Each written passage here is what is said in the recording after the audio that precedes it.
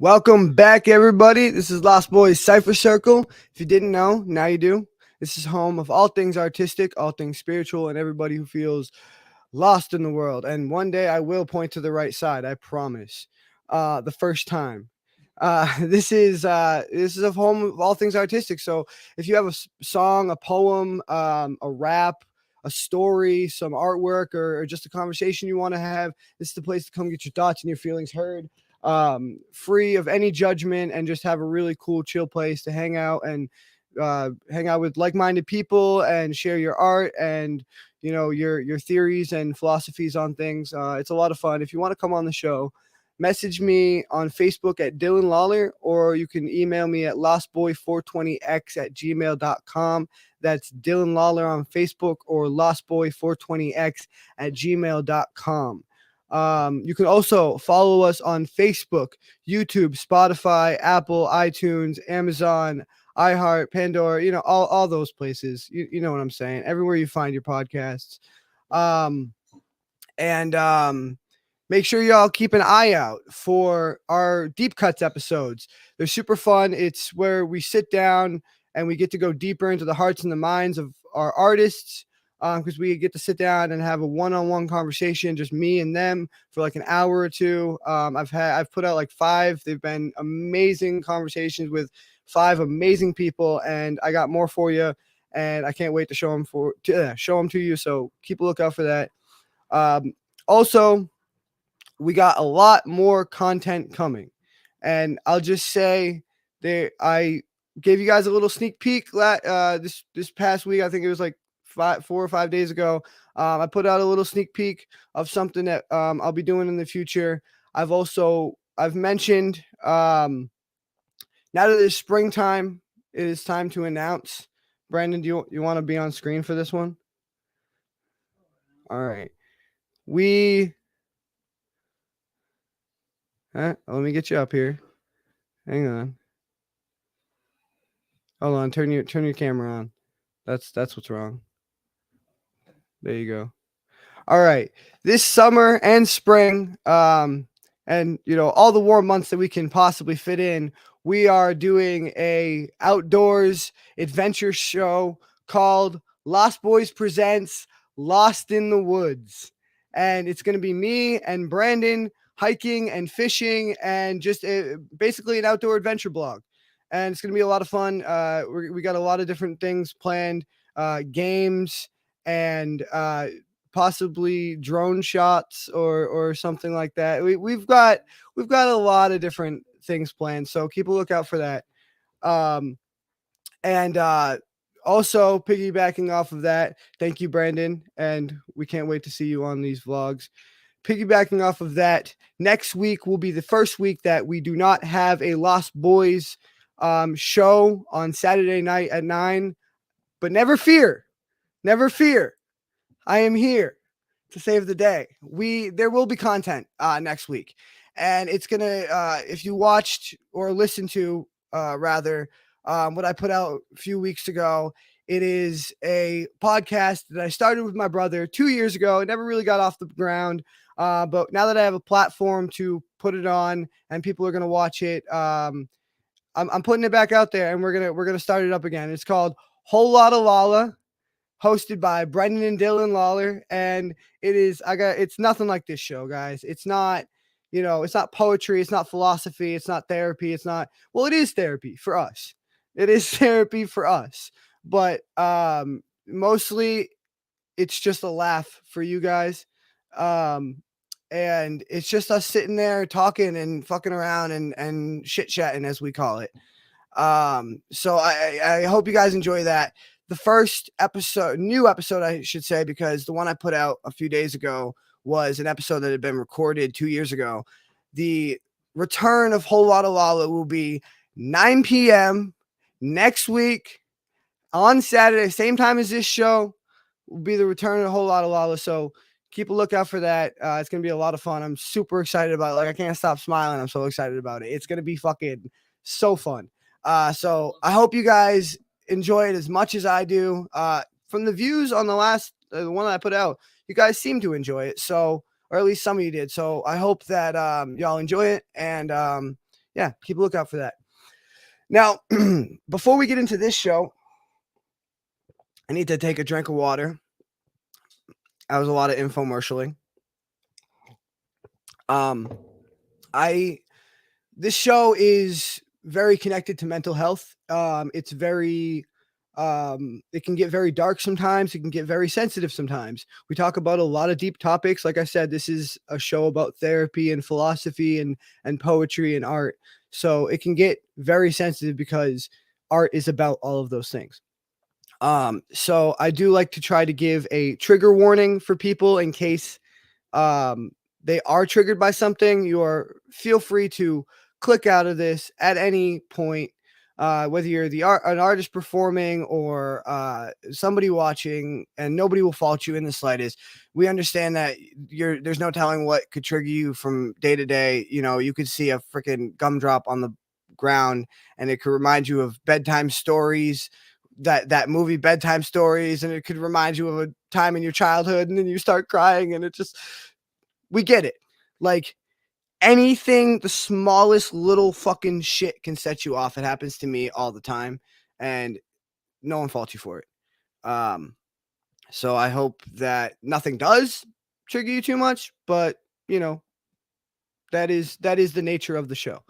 That being said, I do always try to say, anybody who is struggling or going through things, which right now it's pretty much fucking everybody, as far as I can tell from what I see on the internet and everybody I talk to, everybody's struggling and everybody feels like they're in their own little world and nobody understands. But I promise you, someone does understand. Someone gets it. Someone has been where you are, and someone is willing to listen to your problems or listen to what you have going on and sympathize with you. You might not feel like there is, but there is someone, a friend, a family member, a colleague, myself. You can message me on, Facebook or Gmail. A lot of the artists on here are great people to talk to. I mean, I've had some artists connect with each other privately. One artist did a tarot card reading for another artist, and it like changed his life. So I mean, yeah, I strongly urge you guys to reach out and connect with people because there is someone who understands. And if none of those resources work for you, there are professional resources you can contact, such as Lifeline Crisis. You can text 988 or go to their website, and they have trained professionals on hand who can help you and give you some guidance and walk you through things. There's also betterhelp.com. And what they'll do is they'll hook you up with an online therapist, whether you want to do text or call or, video chat or whatever it is. And they'll get you going. And if you don't like the person that you're talking to and you don't vibe with them, they'll switch it out. And that's one of the cheapest solutions for therapy out there. So I hope people do find some help there and some guidance. Also, one more piece before we get into the show, one more piece of infomercial that I always forget. Y'all can donate to us. Anything from 10 cents to $10 helps. Cash App, Venmo, PayPal, and they're all Lost Boy 420X. Don't forget the X. So, yeah, like I said, anything helps, and we appreciate it, guys. And if you want to say anything during this show, ask us anything, comments, questions, fire emojis, whatever you want to put down there. Comment section's open, guys. Drop it down. That being said, wow. That being said, guys, we actually did not choose an order for tonight. We were too busy. We were in the green room backstage. We were just having fun. We were chatting it up, chit chat, and then it was time for the show. And we never figured out an order. But I have known this artist the longest. And so, yeah, she's already all right. So I've known this artist the longest, and she's one of my favorites. She's one of our only like physical artwork people that we like, drawing, painting, that kind of stuff that we've had on here, and it's super exciting. I love having her on here every time she comes on here. She goes by the handle Skedaddle. Oh, geez, my intros aren't loading here. She goes by the handle Skedaddle, but I'm trying to give you her. There we go. She's a digital artist, and you can follow her on Twitter at Skedaddles. That's SKEDADDLES _art, on Instagram at x.skedaddles, spelled the same way, .art.x. And she's a really close friend of mine and a really great artist. And I'm gonna play her flyer and get her up here.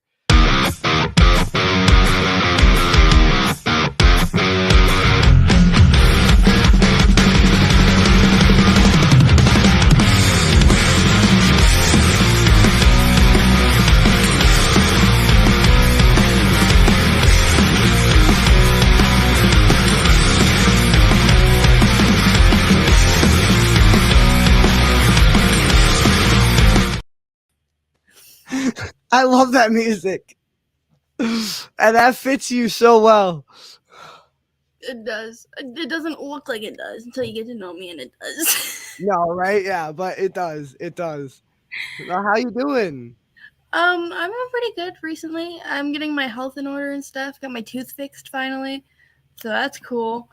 Oh yeah. And I got new art You had a equipment birthday? with traditional pieces. Oh, nice, nice. Yeah, I am. That's the other thing I forgot to mention.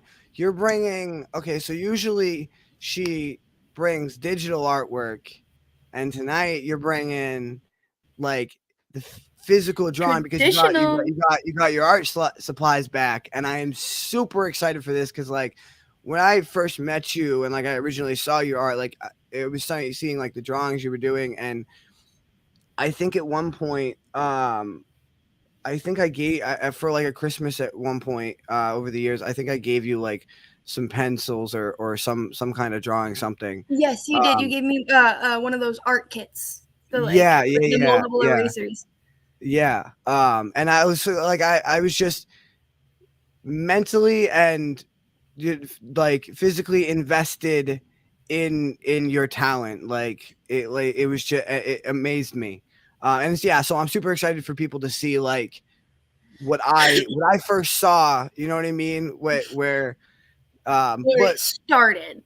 Yeah, exactly. And don't get me wrong, and we were talking about this a little off air, is like digital art is great and digital art is amazing, and the stuff you create with you know the computer is amazing.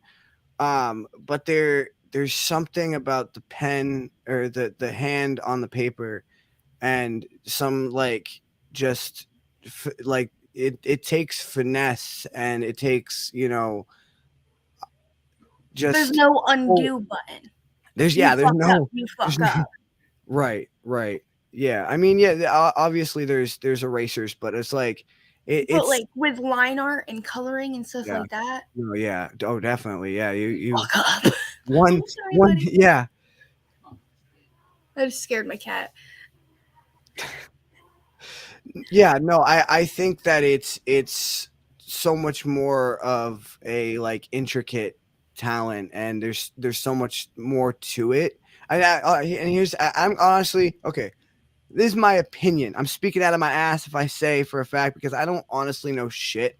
But from my observation, it seems like there's a lot more tools and there's a lot more tools, like physical tools involved in drawing than there is like in a digital like like a software thing. That's not to say that they don't have great software things with thousands of, you know, thing, but you know, just shaders and all these different tiny little intricacies that go into making something look realistic or even or making it look cartoon or whatever, and just it down to like a line that just one tiny line or the angle of something or a slight shade of something, and all that is like it all just leads up to the bigger picture. It just amazes me. It amazes me what you do. And but anyway, for anyone, you've been on here before, but anyone who doesn't know you, if you want to tell them a little bit about yourself and what you do. Well, Hi, I'm Skedaddle. I'm a digital and traditional commission artist, which means you come to me, ask me to draw something, and I'm like, okay, pay me. I've been drawing since I could pick up a pencil. It's been one of my biggest therapies in life. I don't think I would be where I am without art, honestly. And just, I sit in my room and draw all day. That's all you gotta know about me. All right. I mean, that's enough. I mean, like, that's the thing about art too, is you this what I do on this show is great, where like I get people to explain it and we talk about it, and that's great. But at the end of the day, like, a piece of art can just speak for itself, and it should. And a good piece of art should just speak for itself, and it's not only for itself but for the person who created it. It should be that person's voice literally speaking for that person, you know. So I definitely get what you mean about, like, all you got to know about me is I just sit in my room and draw all day, because that's right. Yeah. I Yeah, do. I feel you. And art can also be up to, like, how you're saying it should be the person's voice. I also feel like art is 100% interpretation. Like, I hate when someone will make this like paint splatter on a canvas and be like, this reminds me of my mother's great grandmother. Like, dude, let the there's a people think for painting themselves. there's a painting that's billions of dollars. It's like I don't know how much it's worth, but it's called White on White, and it is exactly what it sounds like. It's a It drives white me nuts. canvas with a different shade of white painted over it, and that's it. It It's looks modern it art. It looks makes me want like, to put my head through a wall. yeah, it doesn't even it honestly, to me, it looks like that stuff, like, when you repair a wall with that, like, plaster stuff, and it's like kind of a slightly different shade than the white that was there before, but that's what it looks like to me. It just looks like a freaking, I just came in and then plastered the wall. No, and then these people are spending 15 minutes on this painting, and getting billions of dollars off of it. And then there's starving artists like me who are spending 14 to 20 hours, like that's an average on a piece, to get maybe 45 to $70 out of it. Like, what? That makes Yeah. no fucking sense to me. Yeah, no, it's honestly, well, when it comes to art, like, especially with any kind of, like, and I talk about the big industry all the time, but it's a lot about, like, who you know and whose ass you're willing to kiss. And here's the thing: is most real artists don't kiss ass. most and everyone I've had on my show, every real artist, and that's includes every guest that I've had on my show. Every real artist that I've had on my show wouldn't isn't kissing ass to get to the top. No, because Isn't I'm doing this isn't shit kissing for ass me. for no one. It's because when it comes down to it, at the end of the day, fuck all the cameras, fuck all the lights. This shit's This is for my me. Like, this shit, therapy, dude. a personal, yeah. This is a personal thing for me. Yeah, yeah, no. But honestly, here's the thing: is you just, as a quote unquote starving artist, the thing you got to believe is that you're good enough. Not just your talent is good enough, but that I guess this sounds really corny, but that your light shines bright enough that I don't know. I I know know. I what you know. mean, It's the though. only It way I just can sounds describe funny. your personality, yourself. You put enough of yourself, and that you believe in these. Okay, if you want someone to believe in your artwork, you have to believe in it. No one's gonna believe in a wall where when the guy who built it's like, This is a window. maybe, you know what I mean? Like, if you don't believe in the shit that you built, no one's gonna fucking believe in it. Exactly. So, you know what I mean? Yeah. At the end of the day, it's on you. It's on you. Oh, Brandon, we're fucking. You're slacking here. Can I get an on me? It's all right. I'll put it up. On me. I every chance I get, every chance I get. What Uh, does that mean? oh, you don't know? Okay, so No. All right. So on our New Year's episode, we had a guest on, and she's a frequent guest, and her name's Poetless Shakespeare. She's fantastic. I love having her on every time. And our New Year's resolution was on me, and that means that this year, every what we were just talking about.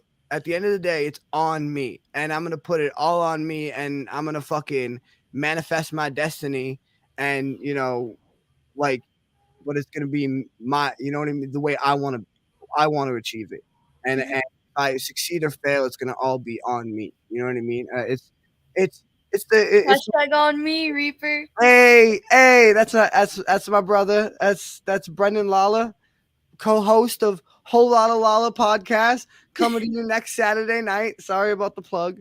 Anyway, back to you. I really want to know what the first one of these things you're going to be sharing with us tonight is. So I want to start off light. Start off with XD. Okay. All right. And XD is like the emoji, right? Yes. The And you'll see why when you see the right. picture. Okay. All right, cool. And I'm going to pop it up on screen. Move to your, I don't know. No, the other way. Yeah, that way. There we go. And this is the piece. So tell us about it. So I just recently got some colored pencils that I've been testing different like textures and stuff with. You can see how I shaded it in the background. So it doesn't really have any like real feeling behind it, but I think she's adorable. It's a scene girl. Oh, I can't hear you. That's because I muted myself. Oh. But I was gonna say it does have feeling, but I think like what you meant to say is like you weren't going for any kind of particular like like life changing freaking It's not supposed to be emotional.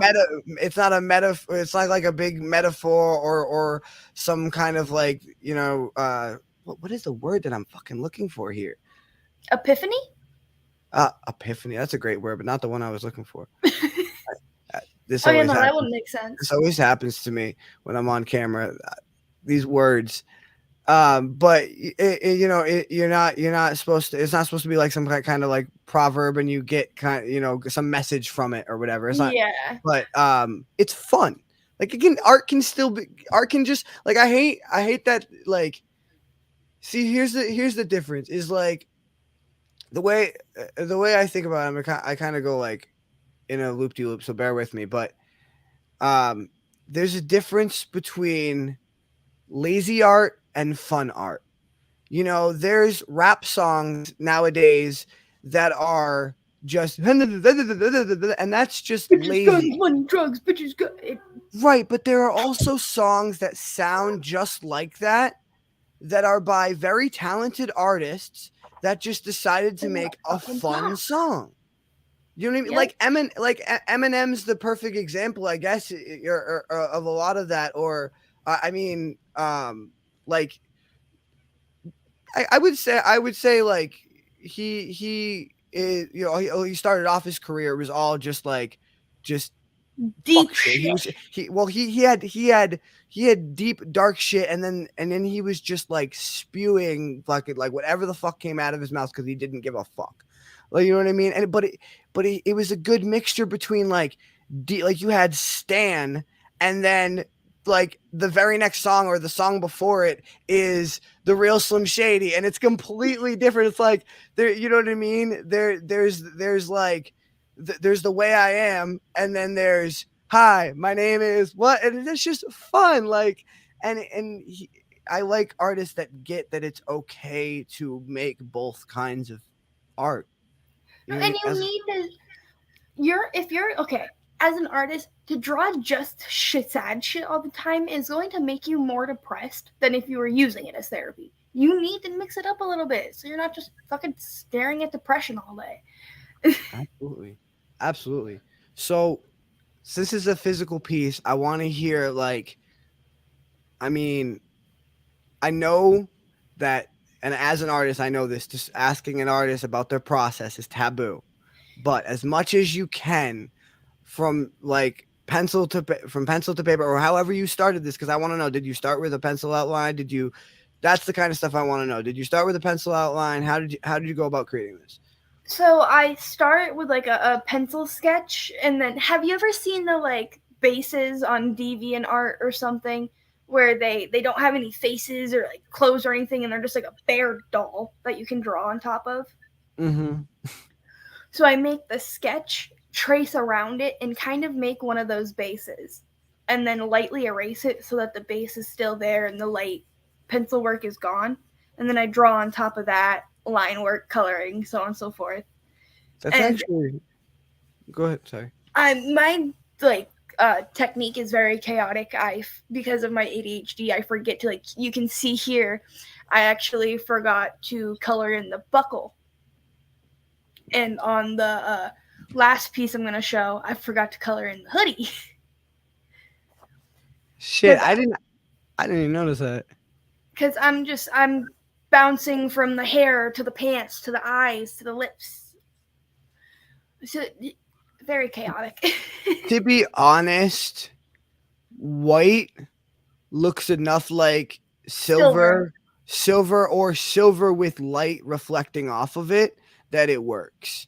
Yeah, that's why I kind But of didn't worry too much about it. I didn't notice it. Brandon's sitting here with the phone with it like this close to his face. He didn't notice it either. But no, I think it works. And that's another thing I'll say is I think that so there's poems and things that I've written that have flaws to this day that I still think are flaws, but I haven't fixed.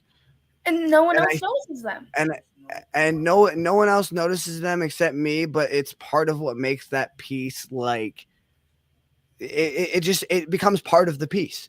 Yeah. A happy accident, if you want to call it that. See, as a perfectionist with my art, I can't have happy accidents. Like, if I were to have fucked up this liner, I would have had to throw the whole piece away and restart. Because I cannot. Like, the shoes make me want to blow my brains out. Okay, so now I can tell that is like not that's not how people stand or walk. No. She But was supposed to have her, like. So, you know how, like, you can be pigeon toed and then your feet go in like this? right, yeah, no, I see, like, okay, so at like if you imagine it from like a 3D, a 3D, like one leg's in front of the other kind of thing, or one leg's like off to the side, and but the only thing I can't get past is that the toes are is the toes are is the toes are touching, but that's not a bad. No, don't no no no don't be embarrassed, because that's not a bad thing. It's not a bad thing. I think it adds character because it feel like it reminds me of like, okay, don't get offended by this, but like a rodeo dance where they like I don't like, dude, I don't know, or like a tap dance or something. Like, No, hey, I know what you're talking about. tomorrow is St. Patrick's Day. She could be tap dancing. She could be to it. Yeah, she's wearing green shoes. She could be tap dancing. It gives it gives it more like real flavor. She's tap dancing while she's dressed as a punk rock and roll chick, and then she's tap dancing because she's got a little Irish in her too. She's like, Oh, I top love of, that. top of the morning to ya. Oh my Like, I god. don't know. Oh my It was god. horrible. Please, nobody clip that. I'm gonna I'm clipping that as soon as we are off. nobody. Please, anybody, like, I know iPhones can just do that screen record thing. Please don't clip No, me. it's happening. I'm telling you, at least I'm giving you a warning. Oh, what's that thing that kids are saying nowadays? Or don't at me or whatever. Don't Oh, at me. Don't don't clip me. Don't at me. Nah. it's so weird to be able to be one of those people that say kids these days saying like We're extremely young, I'm and old. everyone else on this podcast is older than us, so we should probably I shut the, did shut notice the fuck that. up about kids these days. But speaking of the other people on this podcast, it's a perfect segue to bring them up and see what they think about your piece. So what y'all think? I looked at it and I just thought 90s grunge. Thank you. Yes, that's what I was going for. Yeah, it looks like 90s grunge all the way. So just and you guys were talking about the feet. I thought the feet were the most adorable part of the thing, and I like little flaws and I like little things like that. I don't know, it's up for interpretation, but she just looks like she's posing and it's 90s grunge. She's about to go to a concert. I thought it was beautiful. Thank you. So fun. It's so fun. It is. It's beautiful and it's fun. I'm thinking about those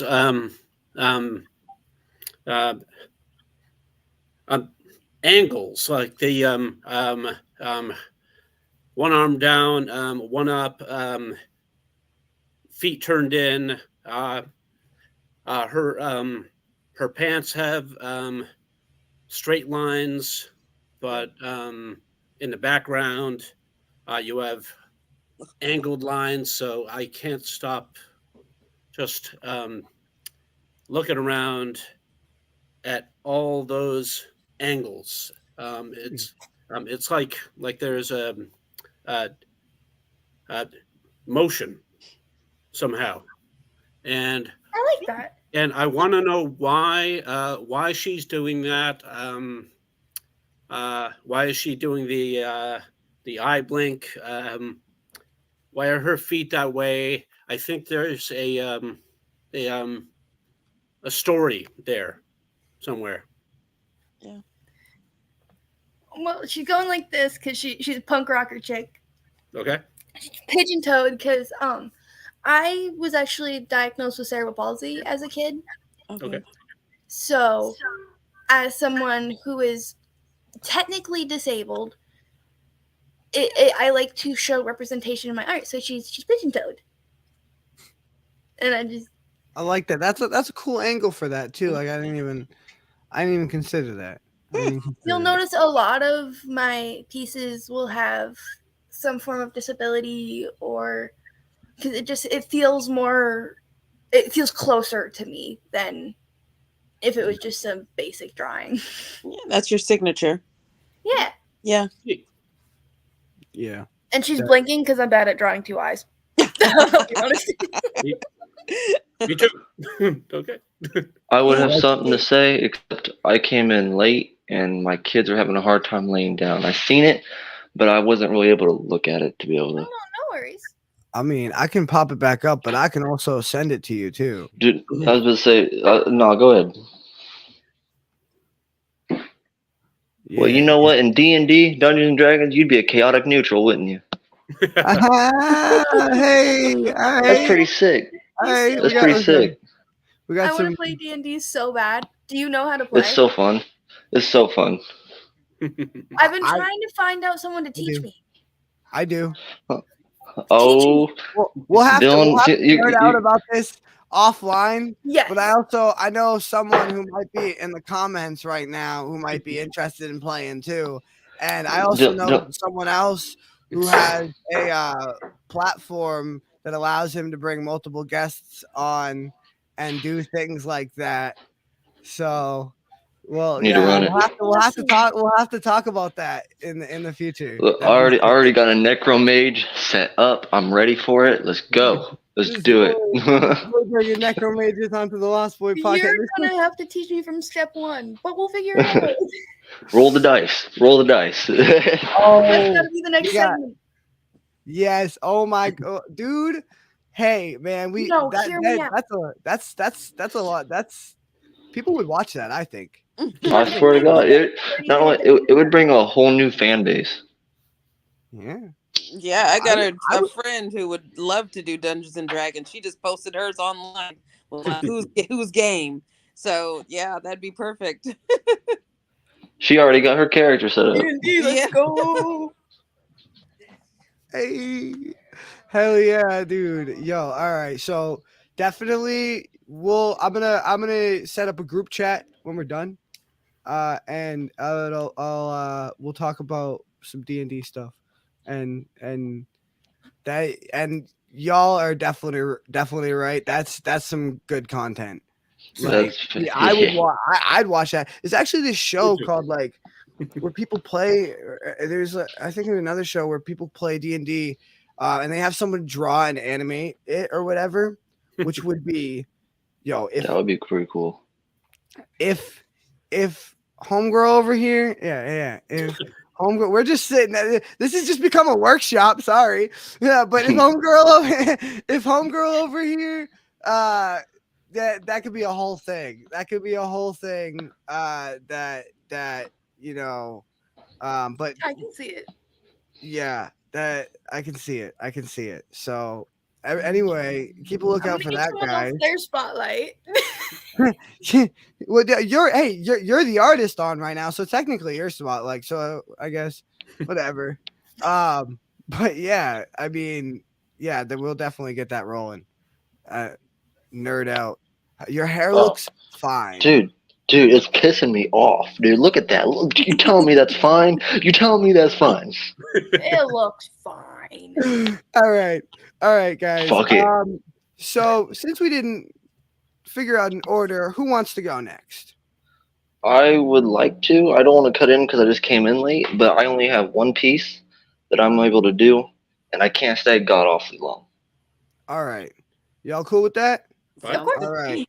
Yeah. Yeah. So some quick background, real quick. First of all, as y'all know, this man has a key to the house, a key to the kingdom. He can just walk in whenever he feels like it. We were supposed to have a new guest on this week. Unfortunately, she wasn't able to make it. I'm not sure why. Probably some personal reasons, and hopefully we'll have her on again. But my man is here to fill the void. So, what do you got Hey, for us, bro? I got a piece that I ain't put out here. I just finished it after a year, and it's a remix to a song of Just Zeke called Damn, and I named it Monsters. All right. All right. All right. Let's see. Let's see. I'm gonna drop myself out of here. Oh shit, hold on. You're good, bro. I still gotta put the Oh, yeah, bunch of us. You ready? huh, yeah, no, I just had to get a drink of water real quick. All All right. Taking my shot, it's a long one, hoping it hits like a monster. Composite the words, they rip a new concept, just listen to me. I got a new project, I'll loop it around till it's nonsense. Break it apart till you're alert in the process. Contesting my words, but you're losing the contest, just listen to me. I got a new project, I'm bruising the losing to take on the winning. Coming my way, your face with no movement, my hands start to lose it. You'll see the whole crew shift to range 22s till your body is juices. Look at my standing, I'll take on competitors, my pedestal shining, my side is all over. Omnipotence is potent, a toxin unloaded, reloaded, I shoot. It's bounded to nothing, the limits the ceiling from the blood I'm conceiving, reeking rotten flesh, that smell I'm secreting, conceding to hide the conniving, I'm starving. Feed all the monsters, run them around till they're hitting the ground. Still stairs where I'm splitting the sound. Compound what I found. I got these new projects that fill in the blanks with the timing. I hit monsters with bullets of silver. To the chest, to the heart with stakes of barbed wire. Just listen to me. I got a new project. I break it apart like glass on the concrete. Melt it all down and create a new sound. I'm loud and I'm speaking it proud. Confound all the monsters. When I'm speaking aloud, they lose all direction. I'm the perfection. I could be the president, just hold the election. My direction is pure. Don't stand in my way. I'll lay waste to the place. I got connections for sure. Blood all the blades, you haven't seen where we lay. That area is gray, white to red, understand? I got monsters to slay, they're out in that fray. I'll say what I say, if you got a problem, I dare you, come in my way. Taking my shot, it's a long one, hoping it hits like a monster. Composite the words till they rip a new concept, just listen to me. I got a new project, I'll loop it around till it's nonsense. Hang on the thoughts like my neck from the fan, losing the grip. I'm tired of balling my fish and slaying the demon, hit me with whips. I lie awake like death has welcomed my fits. My breath is cold when I'm splitting this bloody mist, this muddy emotion contorting my list, perception deceived, I'm contorting disease, correcting my leash, escaping complete, brandish my weapon, I won't miss all of the marks, hook me to chains and I promise to break them and start to erase. Taking my shot, it's a long one, I'm hoping it hits like a monster. Composite the words so they rip a new concept, just listen to me, I got a new project. Oh my god, dude! Yo, the way you ended that, bro. Just listen to me. I got a new project, bro. run me back through that fucking that releasing my leash line or whatever, or that fuck, I can't remember. This That's muddy emotion contorting my list, perception deceived, I'm contorting disease, correcting my leash, escaping complete, brandish my weapon, I won't miss all of the marks, hook me to chains and I promise to break them and start to erase. oh my god, that is so good. Ooh, That is so good. That is so fucking good, bro. And the rhyme scheme, the rhyme scheme that you were going with too, like, and I did notice how you switched it up like a little bit throughout, but that like it was da, da, da, da, da, da, and then the punchline. Da, da, mm-hmm. da, da, da, da. Like and every, but like it was each bar was this like 3 to 5 second build up. You know what I mean? Like with that, Yes, yes. like what you just did there, where you like, and if people didn't catch it, like that's one continuous bar, because it leads right into you're talking about your chain, breaking free of your Taking my chain, shot at the like long one. like literally, you know what I mean? And that's what I love about what you do too, is you it's your shit. First of all, it's the type of shit that I have to sit there and like pick apart, but like you it's always like it's always that type of intricate shit where it's like, if you don't understand it, you need to read it harder. It's not because he's not making any sense. It's because you're not getting it. Because I'll loop it around till it's nonsense, break it everything you apart till you're say, learning the process. like that's the thing I think a lot of people like don't get about you, or sometimes me, or rap, or or anytime we do poetry fast or whatever, is, and I was on this, I called into this show a couple nights ago. You dial a number and you call in. Pakram King, we've had him on the show before. It's his show. Shout out. I forget the name of it. I'm really sorry, bro, but shout out to your show.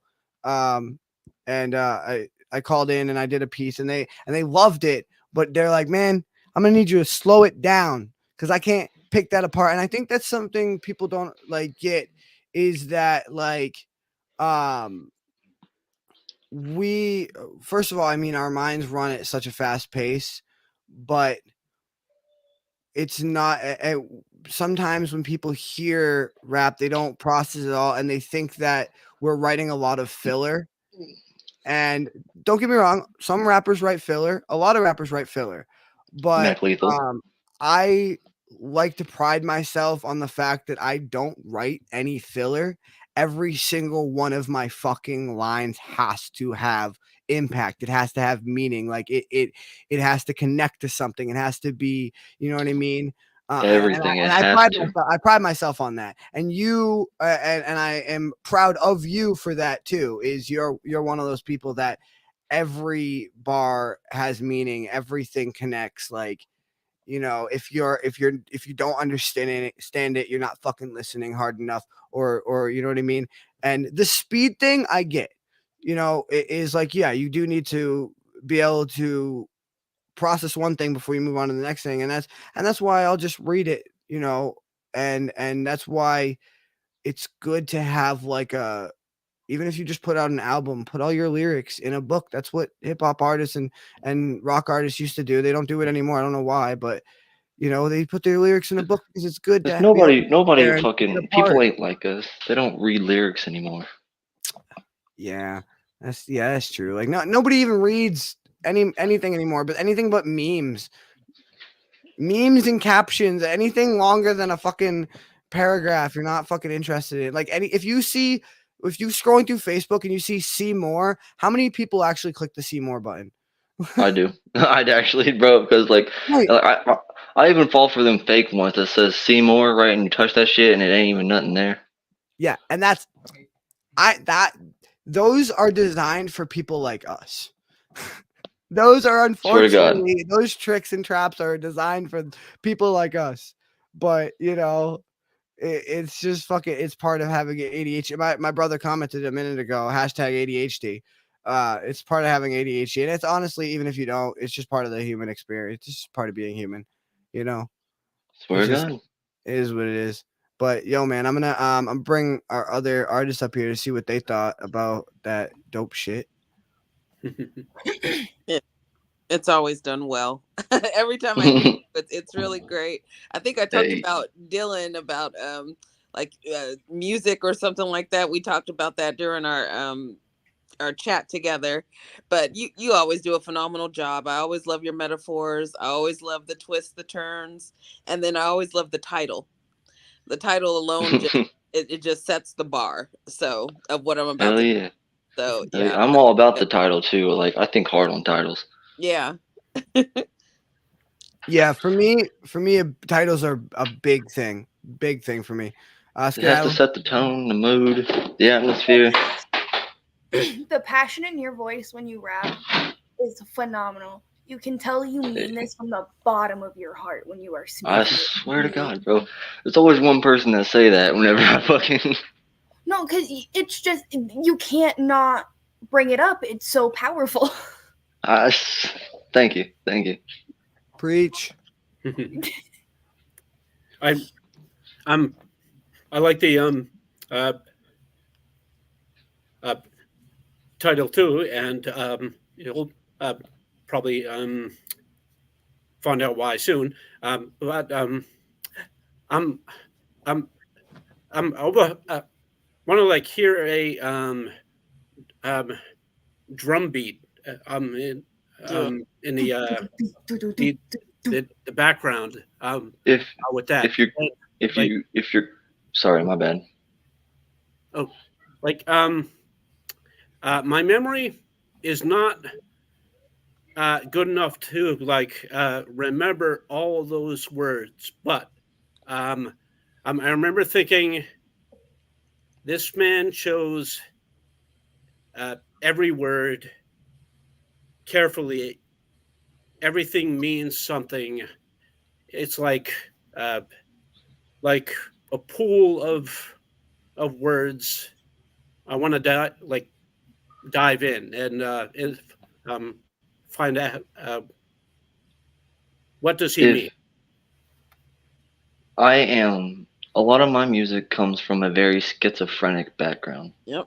Mhm. So a lot of my stuff is blurted out in a way to where it's supposed to be chaotic because that's how my thought process is a whole spiel of nonsense. You'll hear me say that a lot in music. If you ever tune in again and I'm on here, Mhm. I use nonsense as a large word in most of my music because at the end of the day, it's nonsense, but it makes sense. And the way I say it is chaotic because that's how I wrote it. Okay. If you wanted to know what I based my lyrics off of, you can go on YouTube. With the beat that I used, all right, was the guy, if you look up just Zeke, Zeke, and look up Damn, Daym, you will hear the beat that I wrote it to. Okay. Now, it might not be your type of music because he just be like a rapper going off and he's not popular or anything. But that's where I got the da-da-da. Listen to me. I got a new project. I'll loop it around. That's what I based that off of. That is so good. That flow is just, it's amazing, bro. It's amazing. That's so good.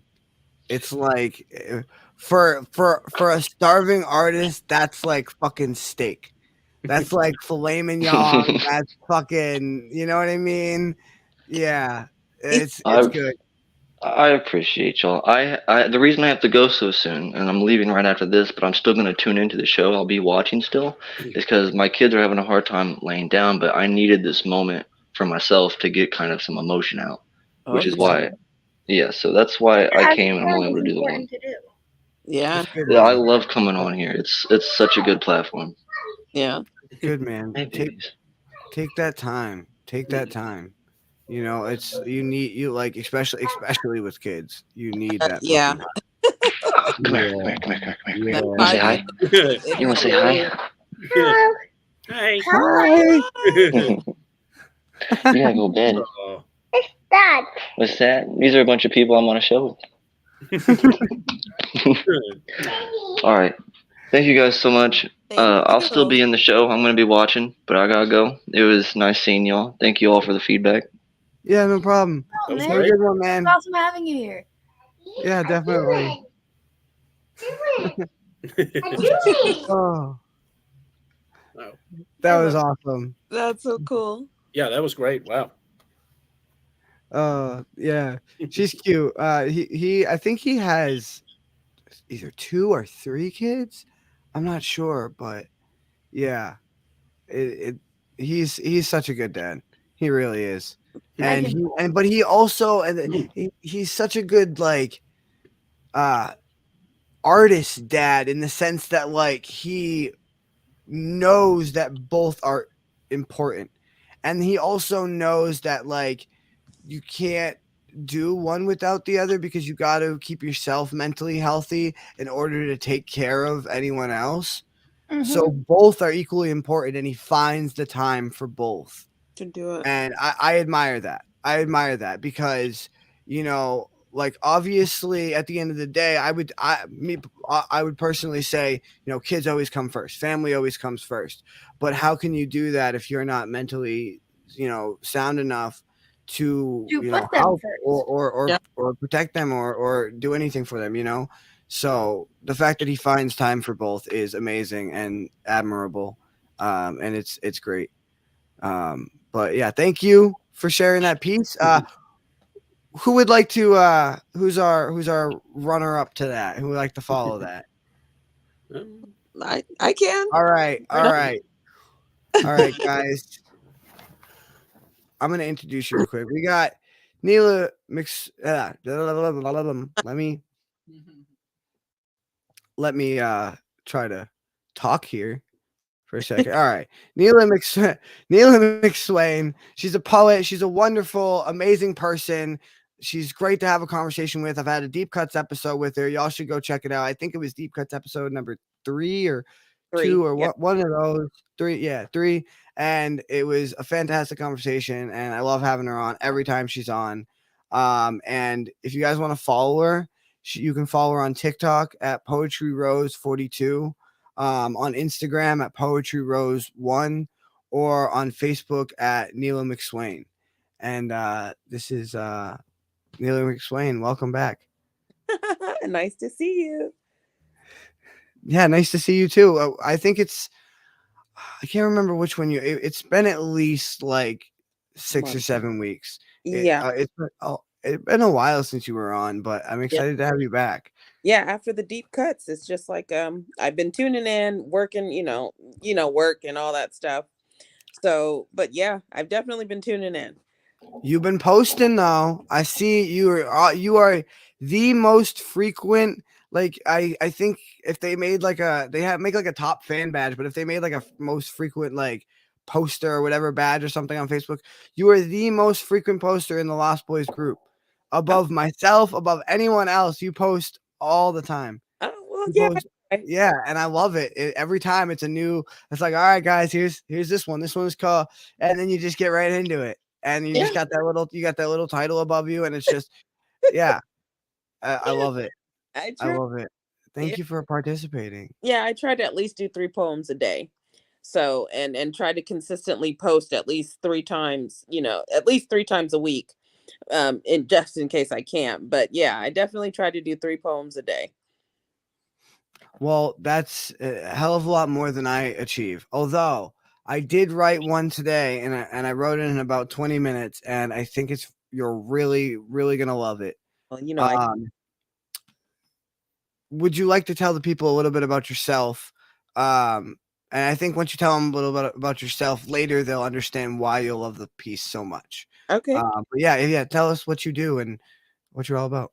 Well, I call myself an artist. I mainly do poetry. I'm an advocate for schizophrenia. It's a mental health journey that I've went through as well as it runs in my family. So a lot of my poetry and things that I write are based on schizophrenia and spirituality. I love philosophy. I love all aspects of art. I also write movies. I'm working on a movie right now where it's about a girl who begins her. It's a turning into a horror movie because it's about a girl who's who's talking about her schizophrenic journey, and she's online posting, but she has like monsters around her, and the rest of the world doesn't see it or doesn't believe it. So the kind of jaded side of schizophrenia, the harsh journey that we go through. um so yeah, and I just love people. I love helping people and things of that nature. So yeah, I talk about everything. There isn't no topic I don't talk about, and there is no topic that my heart and ears aren't open to hear either. So yeah. Yeah, that's the thing. That's the thing I think I love the most about you, besides just your personality and your art, is that you're like, and we were talking about earlier how like the artists that bring on here are the type of people who are not afraid to speak their truth, regardless of whoever whoever thinks whatever they anybody who can think whatever they want, and we're still gonna keep telling our truth because we Yeah. don't give a fuck, and we're not gonna kiss anyone's ass. And you're one of the people that just like and about anything, whether it's, spiritual stuff or, mental health stuff, or I mean, you get into way more political and religious stuff than I do. I don't typically touch the topics of politics or religion. Mhm. Um, and I will say that that's one of the things that I like the most, is that I typically really enjoy artists who can do things that I can't. Mm. Um, Yeah. and that's not from a place of like, I'm super talented, I can do everything, No. but when it comes to writing poetry, I dabble in most things. Hmm. Like I have, I dip my toes into a little bit of most things, excluding a few topics, mostly politics, religion.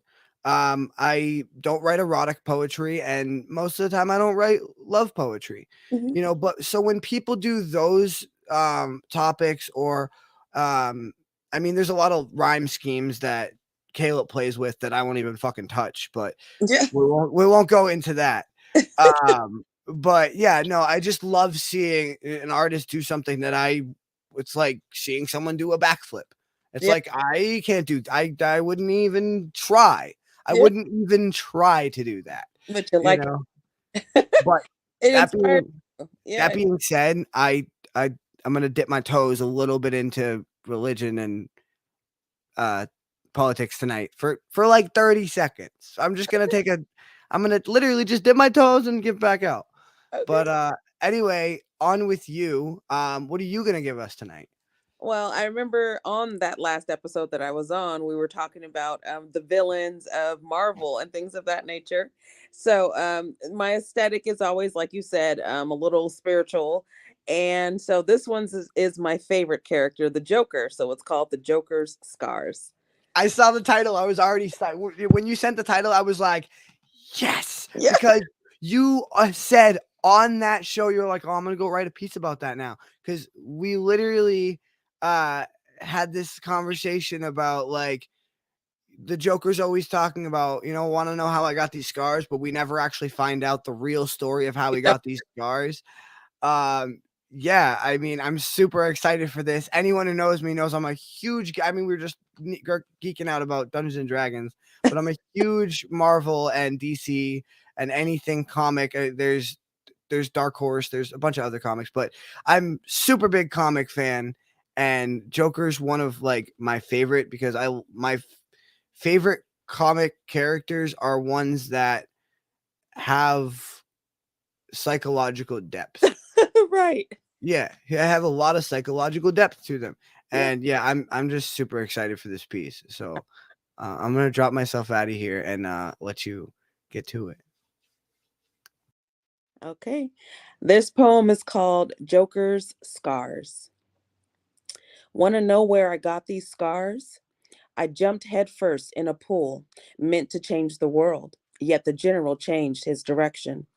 Want to know how I got these scars? While in the pit, the dead wouldn't leave me alone.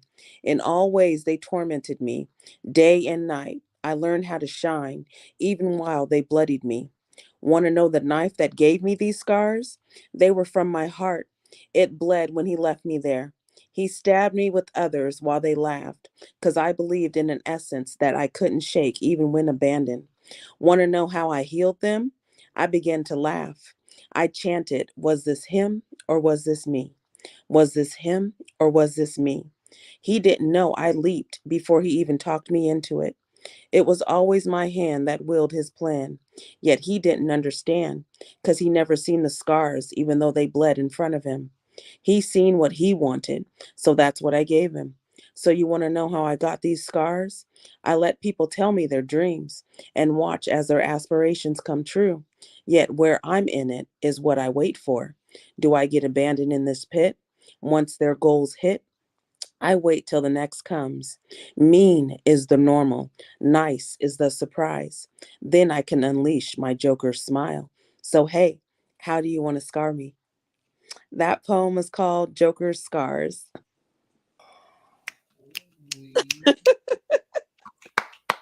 I always got to clap away from the microphone so I don't blow people's ears out. Right. But oh my God, if I'd be giving you a standing ovation right now if I could get up. But yeah, I mean, wow. And first of all, the thing that caught my attention the most is that you made like the hook of it. You want to know how I got these scars, but then you gave that line subtle nuances. You know, you want to see the knife that gave me these scars. You want to know how I healed them. Like, and you took us on this journey, and man, it was just amazing. And did the character justice, but you did it like in your like you took yourself and like you did yourself justice and the character justice at the same time. You know what I mean? Yeah. It was, you weren't relying on the character and the lore of like Batman or whatever to build the piece. You just kind of took this very subtle psychological, you know, thing, this piece of this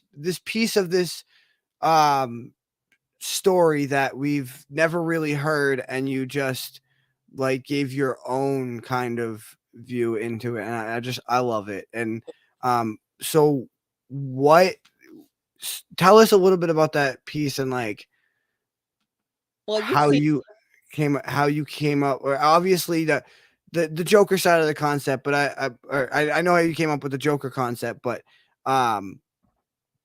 like your there's a lot of your personal personality in it. yeah, personal issues and personal problems and personality in it. So Well, technically, I love love. It's like the strongest element on the earth. And Suicide Squad. And you remember the part where the Joker, well, Harley Quinn, she leaped into a pool of sludge. And that's basically, everyone knows that part. Everyone knows that. It's like in every music video ever now. yeah, well, that's the essence of the Joker's scars. You know, she was like his, you know, A1 ace, and it's kind of as if he abandoned her, because we all know she had a solo movie. So it was like as if he abandoned her instead of wanting to save her.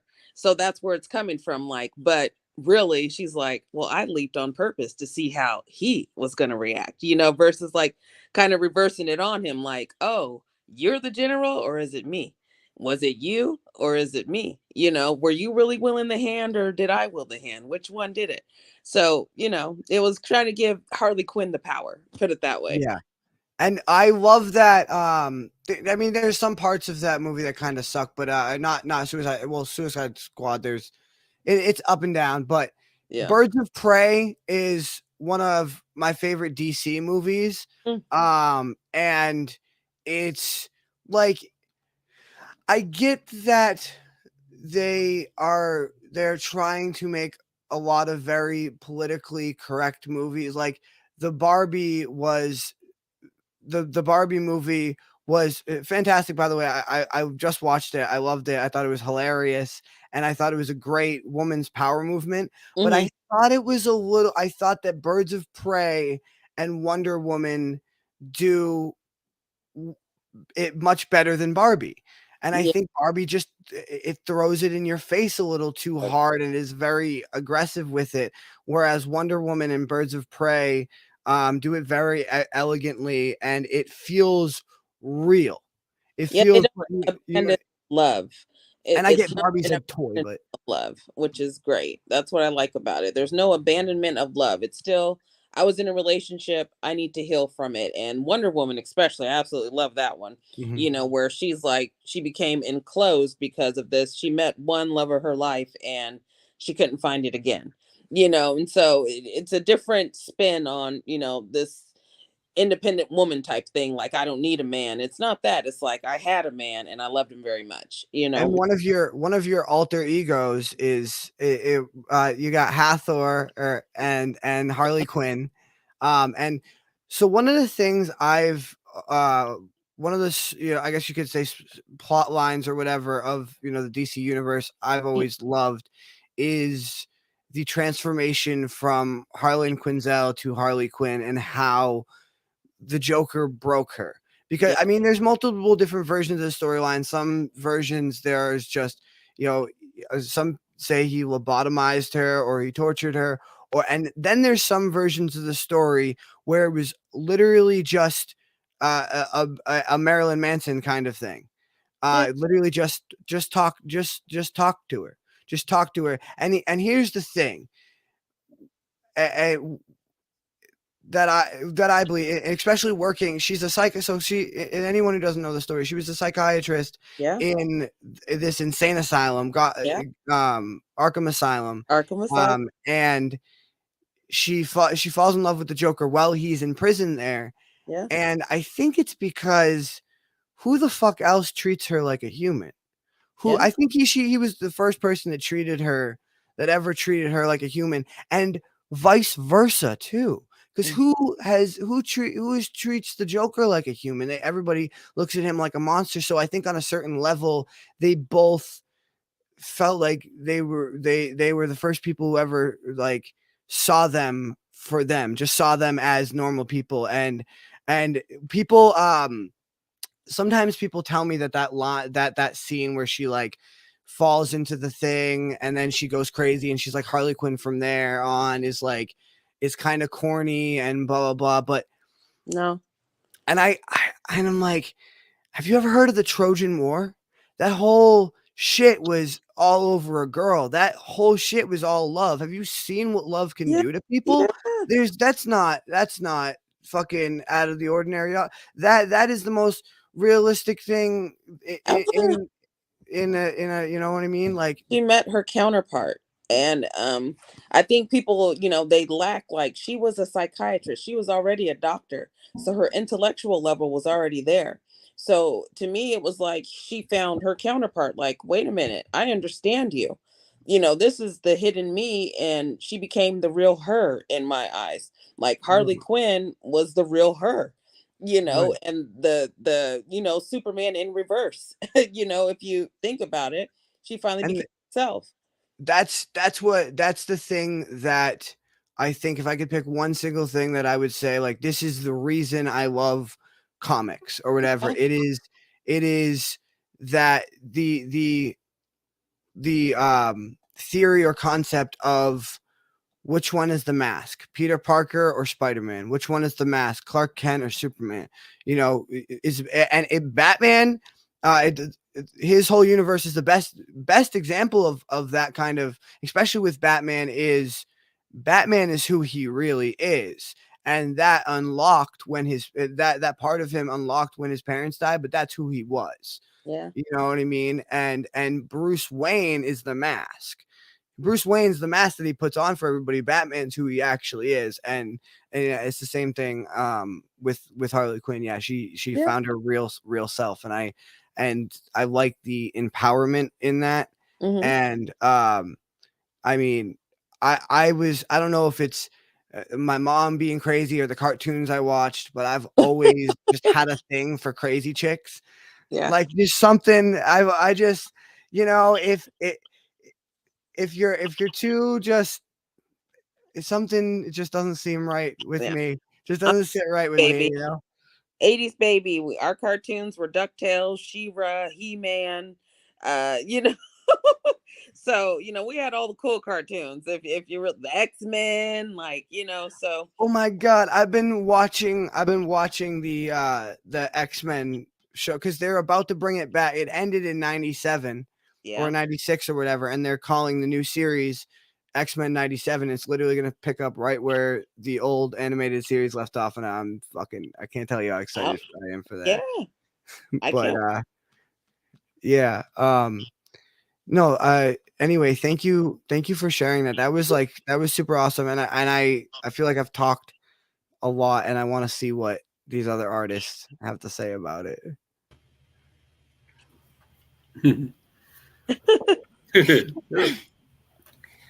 That was absolutely fucking beautiful. Like you were saying earlier, how you gave power to your scars. Yeah. How instead of I'm a victim, like this sounds really messed up, and I don't mean like instead of falling into that victim mindset, Yeah. you're a survivor. You Yeah. healed, you grew from it, Yeah. and it's beautiful. I absolutely loved that piece. Thank you so much. I like the repeated lines. Want to know how I got these scars? You say that a few times. In the end, is want to know how I heal. So Yeah. I thought I knew what was coming, but nope, I didn't. You fooled me with that, and I was thinking, oh, she's talking about more than just two cuts on a face. These are emotional scars, mental scars too. Yeah. So that, Yeah. yeah, it was deeper than two cuts. I like that. Deeper than two cuts. Yeah. Thank you. Oh, can't hear You're you, buddy. muted. You're muted. Oh, I was muted because I was coughing. But no, I agree with that. I do gotta say though, you know what's creepier than the Joker? Daddle's camera just glitched Thank you. and it went forward and back and then sideways and then and it looked like a scene from like The Exorcist or something. On my screen. I don't know if it's gonna replay later or if like StreamYard's gonna fix it when it records it. Oh. But I'm gonna go back and watch it later. Your screen just and it like looked like you looked like and it's perfect because your background is just black. Yeah. You're the girl from The Ring just crawling out. Oh no, you're gonna creep her out now. No. I'm sorry. It'll get people No, to go I back can't and get rewatch creeped out. it. I was raised on horror movies. Oh, there you go. I know some artists and some writers who have been on this show that would probably put money on that. They might not put money on it, but I would put money that they could scare you. But we'd have to put that to a test. I can get spooked, but I'm not gonna get scared. You know what I mean? My brother in that put that back up. My brother in the comments says most people don't ask how you've healed or come back from the dark. They tend to just see the scars. Yeah, that's absolutely true. So and that's fantastic. I love how you added that part in at the end. Thank you. You know, absolutely. Thank you for sharing that with us. Thank you very much. Always a pleasure. Yeah, absolutely. It's a pleasure having you on. We'll catch you again in a few minutes for your next piece. Yeah. All right, guys. This next and final artist we have, I don't know why I was talking like a robot. This next and final artist. This next and final artist that we have tonight, he's been on once before. He's a great author, and I loved having him on last time. He read some fantastic stuff for us. I believe it was either a short story or I think it was a short story. It might have been an excerpt, or he might have read one of each. I'm not entirely sure, but I just remember that they were enticing and that um he's just a fantastic writer and knows how to draw the reader in and keep them to the last second, even if he's only reading something that's like an excerpt or something like that. But if you want to see more than just an excerpt, you can go to Amazon and you can find his book Morgan's Mount. Sorry, I can't talk tonight. Apparently, his book Morgan's Mount on Amazon, on his author page. Robert Frost. Can you get me like a speech therapist for this fucking episode, dude? Robert Foster on Amazon. You can go visit his website. roberttjfosterwrites.wordpress.com, and you can also go to his Facebook page, Robert Foster Writes. And I'm gonna bring him up here so that I stop and play his flyer. The only good thing about the cottage was the coffee machine.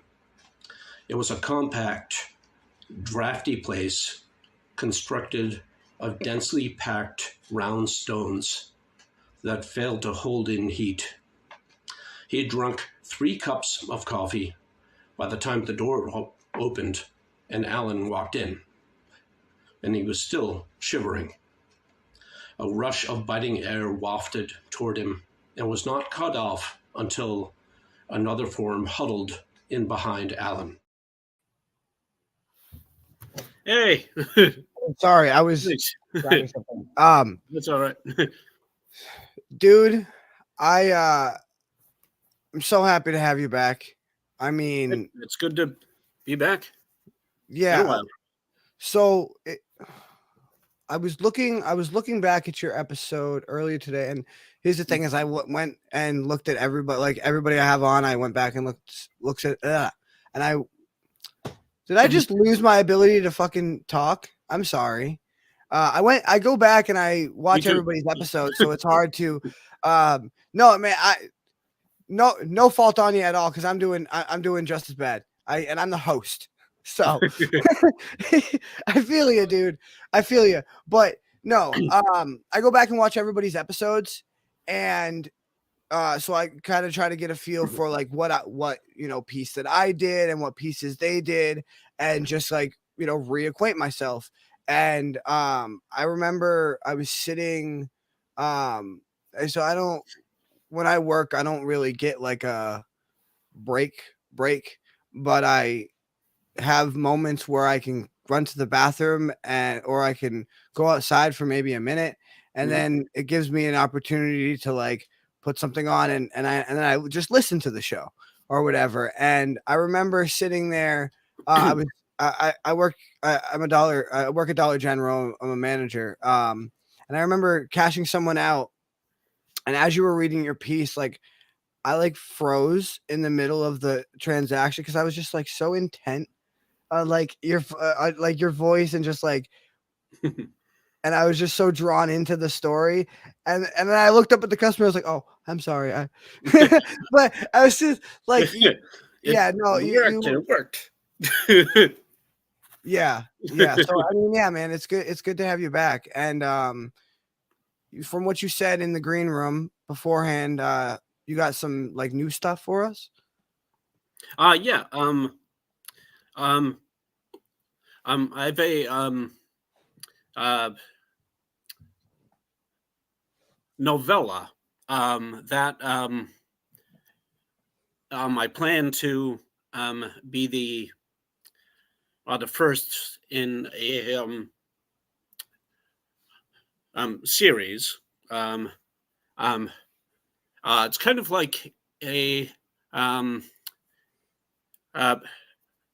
love letter to the horror genre. So like I was thinking, okay, I need like all the classic monsters, werewolf, vampire, mummy, all that in one story. So um, and as I wrote my love of uh, fantasy came in too. So it's kind of a horror fantasy combo. I like that. That's cool. That's super cool. That sounds super interesting too, especially with like I grew up on fantasy. Like that's Me you know, too. it was comic books and fantasy or comic movies and fantasy or whatever. But I just monsters and any everything from dragons to vampires to like that's like that's my bag, like that's my whole thing. Like I could sit here and talk about fucking monsters of the deep and fucking just crazy wacky shit all fucking day. And I love when like one of my favorite series that I read that I've read ever, it's probably my favorite, it is my favorite fantasy series of all time. It's called The Dresden Files by Jim I Butcher. love those. You do? Oh my Yep. God. Thank God Yeah. somebody Oh, is yeah. fucking down with this shit because Totally. they are amazing. And when someone is able to, what he brings, I mean, there's elements from every folklore and mythology or whatever you could possibly think of in those books. Yeah. And I love when a writer does that in a fantasy book. And Yeah. their own takes on them too, you know? Yeah, I'm definitely uh inspired by those books. I love them. So yeah. So I assume you grew up reading like I mean every Tolkien's probably the obvious answer for most people, but like besides Tolkien, what are some of your other influences? I read Michael Crichton a lot. Jack London, Stephen King, Shirley Jackson, Neil Gaiman, and Ooh, my boy. so many more. Don't Oh get me yeah. wrong, Stephen King's my boy too, but Neil Gaiman's like he is like a different kind of fucking special. Yeah. Like he like there's artists that are just so unique in what they do, and you get this with whether it's a comedian or a right, and they have so like it's just such a unique personality. Nobody can do what they do. Right. Neil Gaiman is just a different breed, and he is probably the creepiest writer that I've ever as far and I know Stephen King's the king of horror. I get it. And people are gonna start smashing me in the comments right about now, or when this is done airing and people watch this, people will smash me in the comments. But I think Neil Gaiman's a better horror writer than Stephen King. Don't fucking kill me. Don't shoot me. Don't. But listen, he has just this skin crawling quality that Stephen King. It is like, don't get me wrong, it's scary, but it's classically scary. It's in the like it's classically scary in the sense that like not that it's predictable, but that it's like I know what kind of story to expect from Stephen King, I guess. And with Neil Gaiman, it's just like he's pulling just it's like he has a hat full of just hat full of writing prompts, and he just sticks his hand in and pulls something out, and it's always and no matter what it is, whether it's fucking American Gods or I love that book. or Coraline, Mhm. it has this it has this like skin crawling fucking quality to it, I and want it that just hat. makes you just he's great, dude.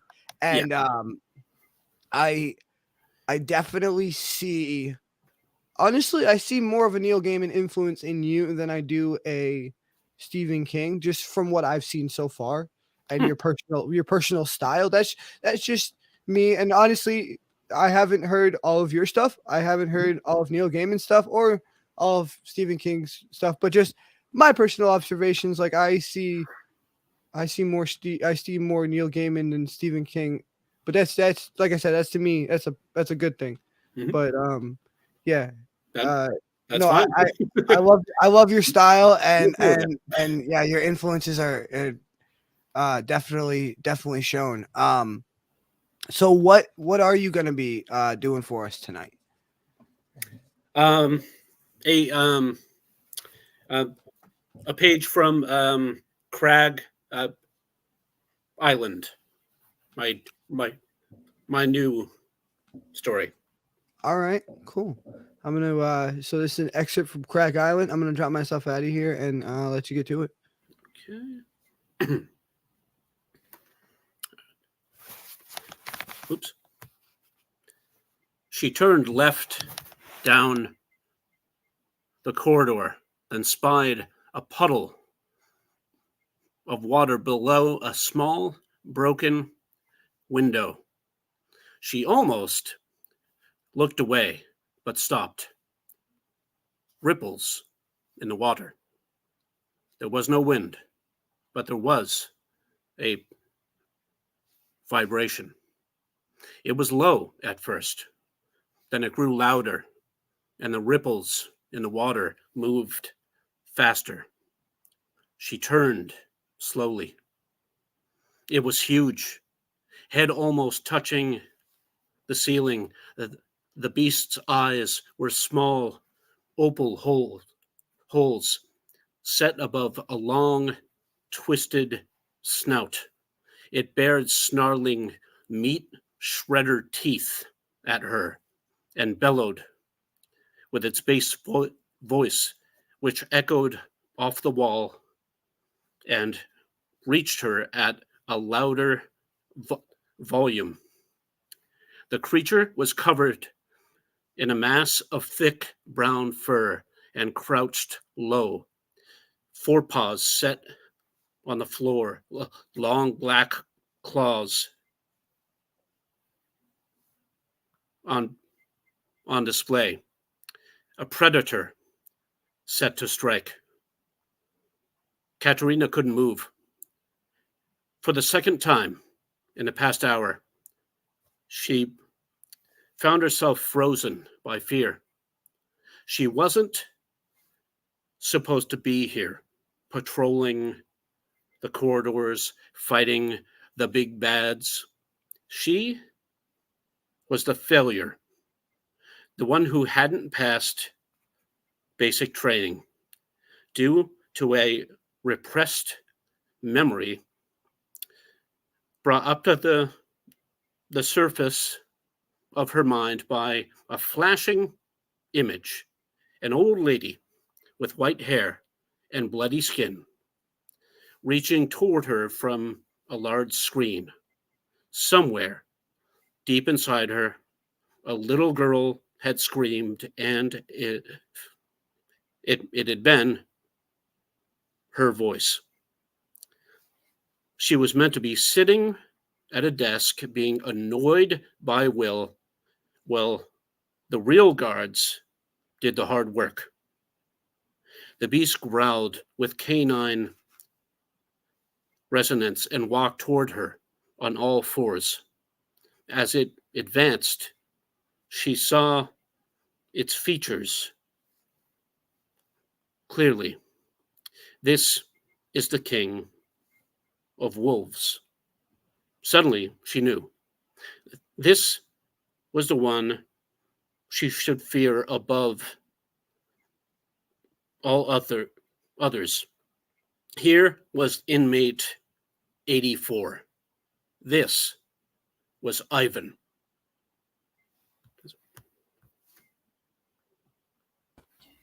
That's it. Ooh. Ooh.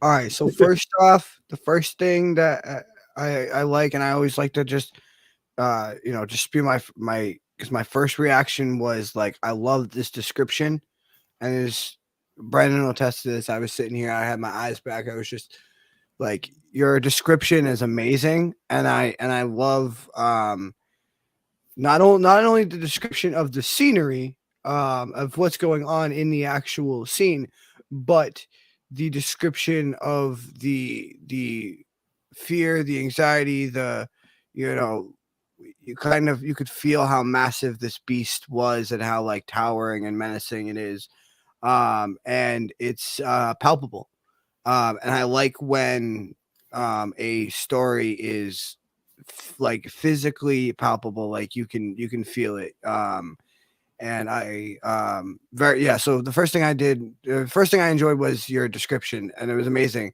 And the second thing is, I just want to see what, like, I like, you made me care about Katrina and her circumstances and like what's going on. Like, I want to figure out like what's like, she's not where she's supposed to be. She's fucking out of bounds. She's obviously doing something that she knows is super fucking dangerous. Mhm. Why is she like, I definitely want to find out, and I think you picked a great excerpt and part of that book to make us want to find out, like, first of all, if she gets fucking eaten, or if, you know what I mean, like, or why she's doing this stupid thing that she's doing, which I mean, I don't want you to spoil the book, but if you want to talk a little bit more about Katrina and this setting, or what's going on here, or what, your book or whatever, go feel free. So, um, she's a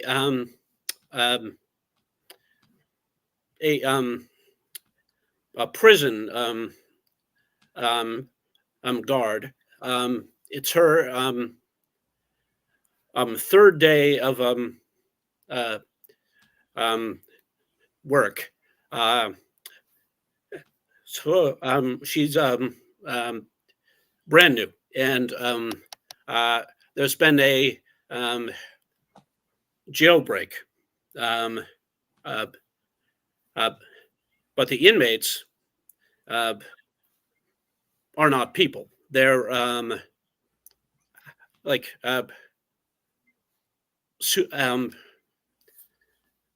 supernatural beings of every type. So like elves, vampires, whatever. So And I like that. I didn't get that until the very last line where you said this is inmate number whatever. yeah, it's kind of And I vague.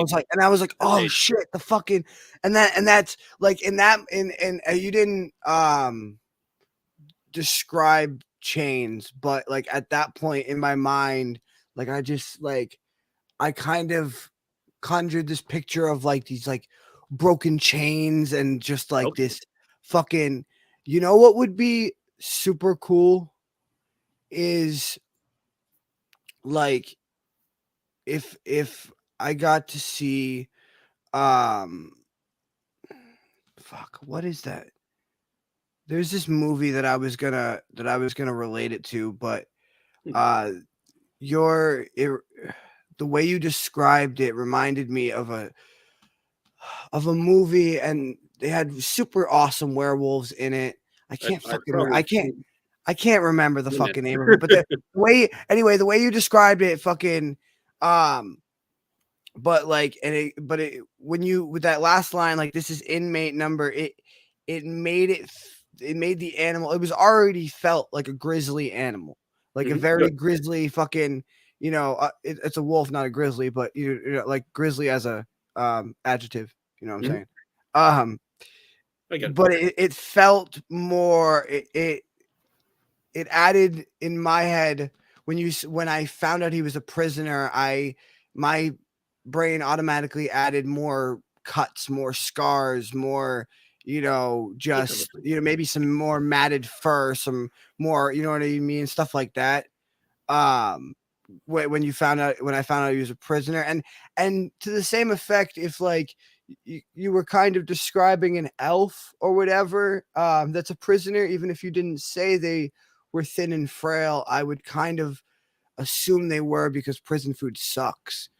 And you know what I mean? And I would just picture like, so you did kind of a good job, not only with describing, but just with not describing what it looks like, but giving me an even more vivid picture of what it looks like by describing what it is, if you get what I mean.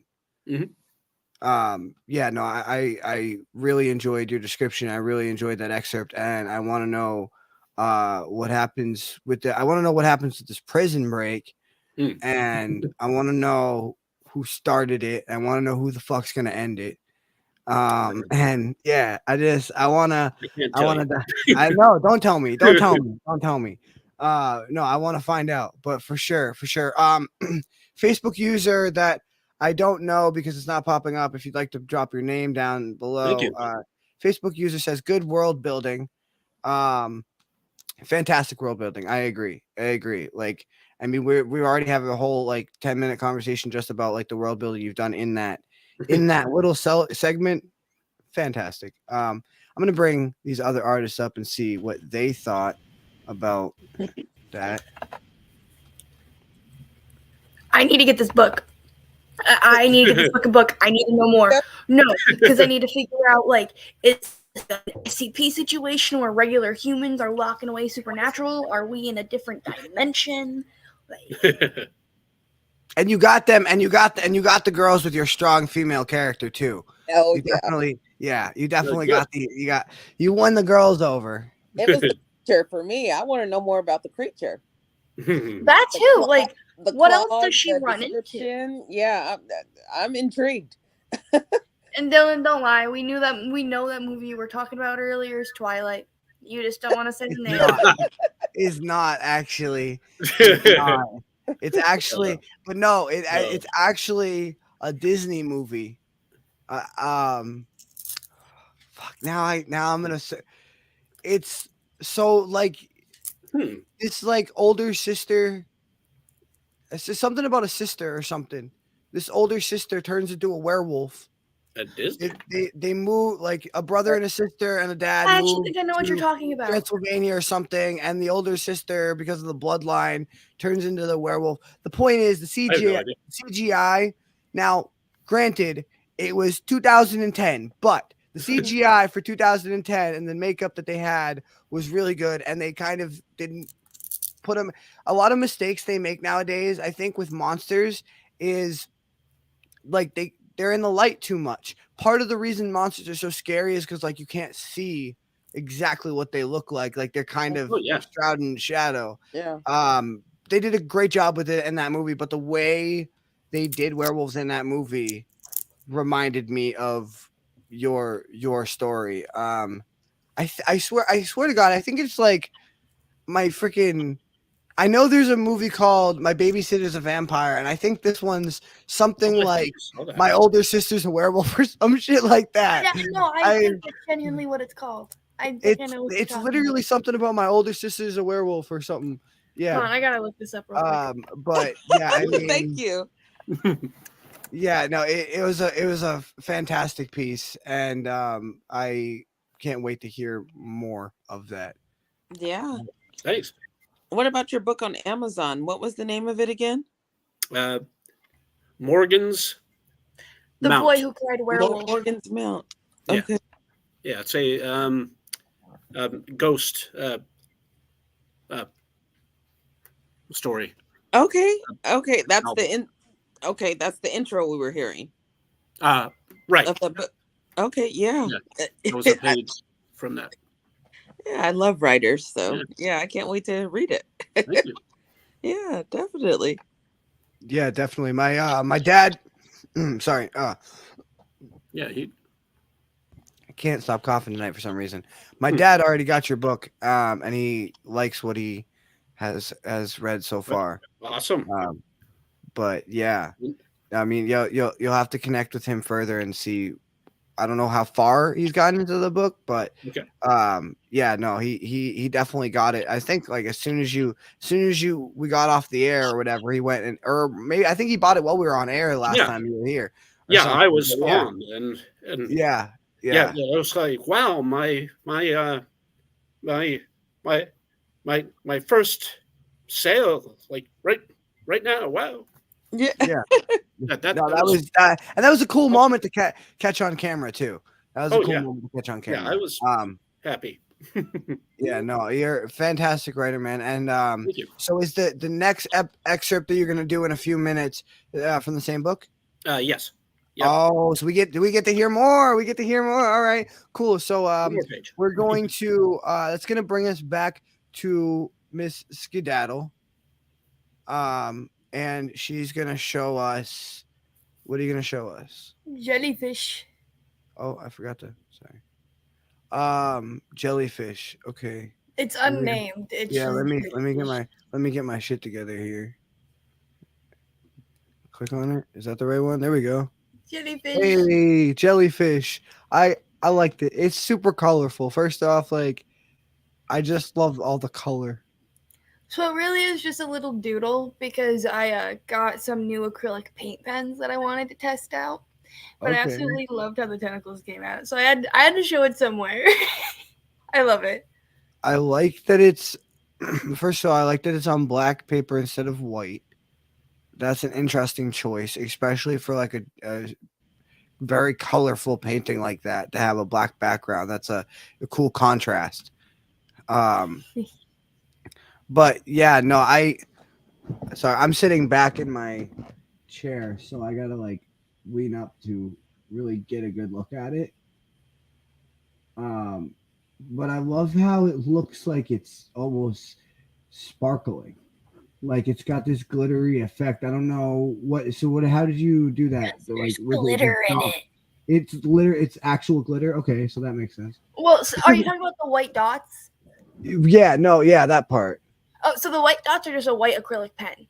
Okay, and then but there's actual glitter in the Little metallic in the strands. paint. Okay, so it's like, so it's like shining in two ways. Like you made, so it's got literal glitter in it, and then you drew glitter, basically. Yeah. That's super dope. That's super dope. I like that. I really like that. When did you write or not write it? But draw it. Probably like 2 months ago now. I have an obsession with jellyfish, so it's my go-to when I want to like doodle something. So what is your obsession with jellyfish? They're just fucking awesome, dude.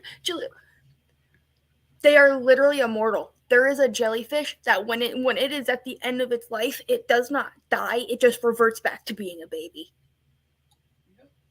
That's fucking 100% true. Bro, that's amazing. 100%. That is that's why the phoenix is fictional, but that's why the phoenix is my favorite, like one of my favorite fucking animals. Hold on, pop that comment up real quick because my brother Reaper had something to add or say about the piece. Here we go. He said it reminds me of those old oh yes, oh my god, yeah, dude. Okay, so those old scratch things, I remember like they used to come with like this small little metal thing, and it was just a bunch of black sheets, and then when you would scratch it, like it would be this whole rainbow under it. Artwork behind it. Yeah. I love those things. And he said he likes the colors you chose too. Yeah, no, for real. I mean, what colors didn't you choose? They're all there, and I love not only each strand is not one color. It's like a fucking it fades into. They're like they remind me of ombre. like you know those duos gummy worms where they're like Yep. two sides. Yeah, they remind me of fucking gummy worms. Yeah. I really don't know what this was done in like 15 minutes in the spur of the moment But because I I mean, got my pens in. here's the thing I love about jellyfish. Fucking beautiful, amazing. Look at them all day long. I could look at a field of jellyfish or just one jellyfish all day long. I understand why, SpongeBob's so obsessed with them. I get it. I love jellyfish and they're amazing, but touch them. Go near a fucking jellyfish. That's There's it. Lights actually out. a jellyfish in Australia called I can't remember if it's the box jellyfish or the glass box jellyfish, but it is practically invisible, and getting stung from this jellyfish can kill you. And it's about this big. Oh, dude, why are the deadliest fucking things so small? Actually, it's an evolution thing, because if you're small, you don't have brute strength to protect yourself. So you become fucking deadly to eat. Yeah, I mean that's small animals have showed that time and again. Sorry, what's that, Brandon? It is an evolution thing where it becomes That's what I just said. It's evolution. I don't know if he can. an evolution thing. Yeah, it's evolution. If you don't Yeah. have muscles, you need something. It's like Yeah. brains and bronze. Can adapt to your Like the freaking adapt to your food, one of my favorite animals too is the acclimate to your surroundings. acclimate to your surroundings. Good word. That's a good word. Yeah. And I so like a polar bear is a big animal, but like a polar bear for originally polar bears didn't exist. It's nature, Darwin's theory of, wow. We're losing all our words today, and we're gonna get flagged, and people are gonna. Selective Anyway. evolution. Thank you. No Saving the podcast here. Where the strong survive and the weak die, but where we develop traits over time, like white fur to blend in, and poisonous skin, like the dart frog. I was gonna say that's one of my other favorite animals. Is the little poisonous fucking Dart frogs. little dart frogs, or those tree frogs. And did you Or know in the Amazon. poison dart frogs, if you get them in captivity, they won't be. I might have to do my research on this again, but if I'm remembering correctly, the only reason they are poisonous is because of what they eat out in the wild. So your poison dart frog in your home in captivity shouldn't be poisonous. I mean, be careful. Still, don't handle them without gloves. But Yeah, no, don't tell people on the internet to stick their hands in cages yeah, and just don't. It doesn't they'll matter. do it. They'll do it. They eat Tide Pods. They have no problem picking up frogs. Good point. Good point. Yeah, you know what? Just if it has poison in its name, don't touch it. No. But I think that, like, yeah, no, I like just small. There's this line, and that's actually it's from the Dresden Files, and so me and my mom, before she passed away, she showed me the Dresden Files, and it was her favorite series too. And my mom was, when she was younger, 5 foot even, maybe 5'1". She had a back injury and shrunk a little bit. But she was very small, and there's this character in the Dresden Files. She's a cop, and she's about the same height, but she's completely human, has no powers, no nothing. She's the only one in the whole series that just has no power. It just goes into the whole thing with nothing but a gun and a fucking give it hell attitude. And she's like 5'1".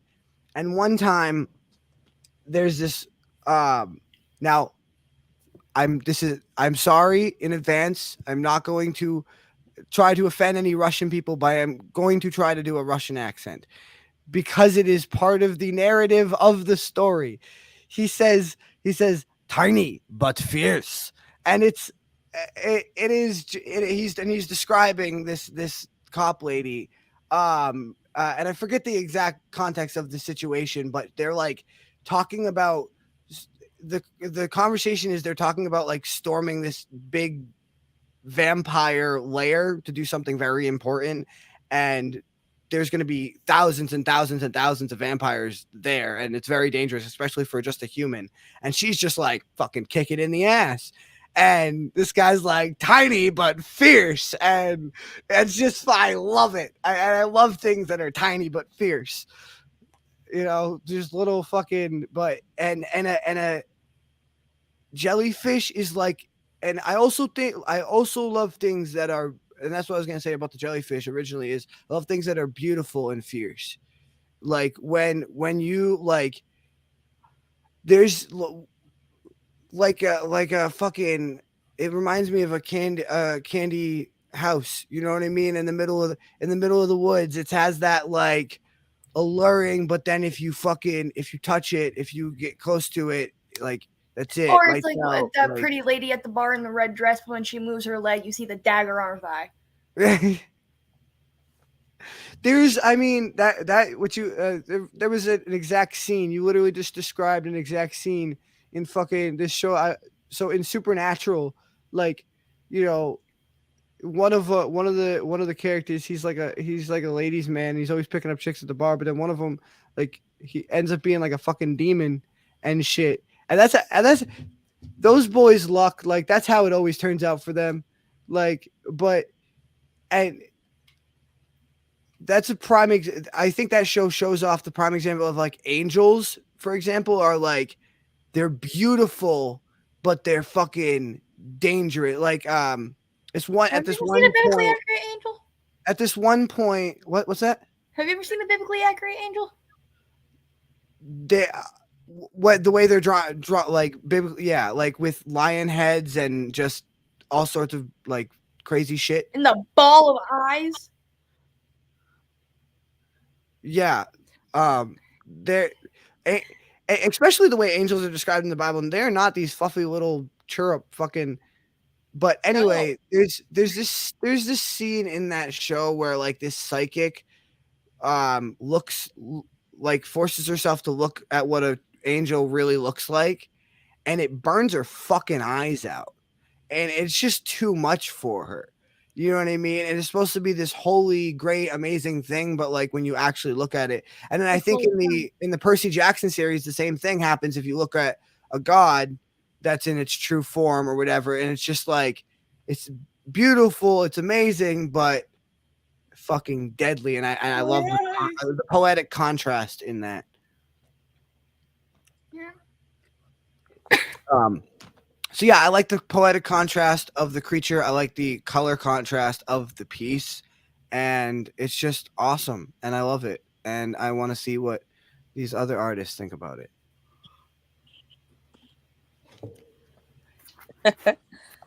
Well, I love it. Of course, I love the colors, but instantly, if you actually, I like to watch documentaries sometimes, and I've watched them on jellyfish before, and underwater they actually look like that. I mean, maybe not the blues and stuff like that, but they actually glow and float like that, and it looks like it's about to float away. And then artistically, I know you're you do art.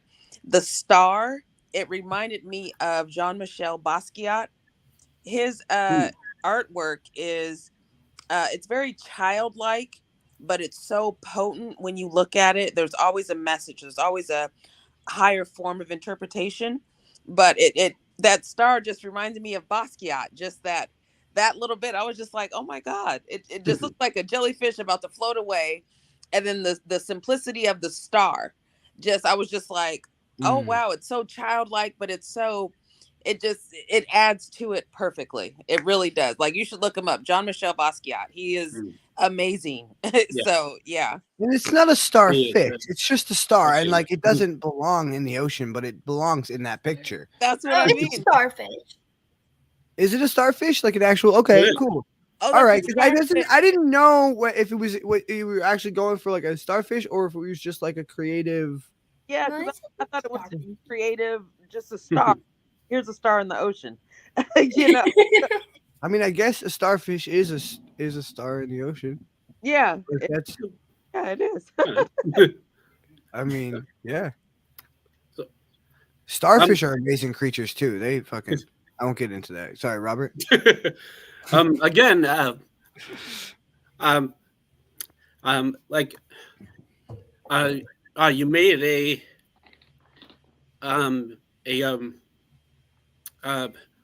picture that has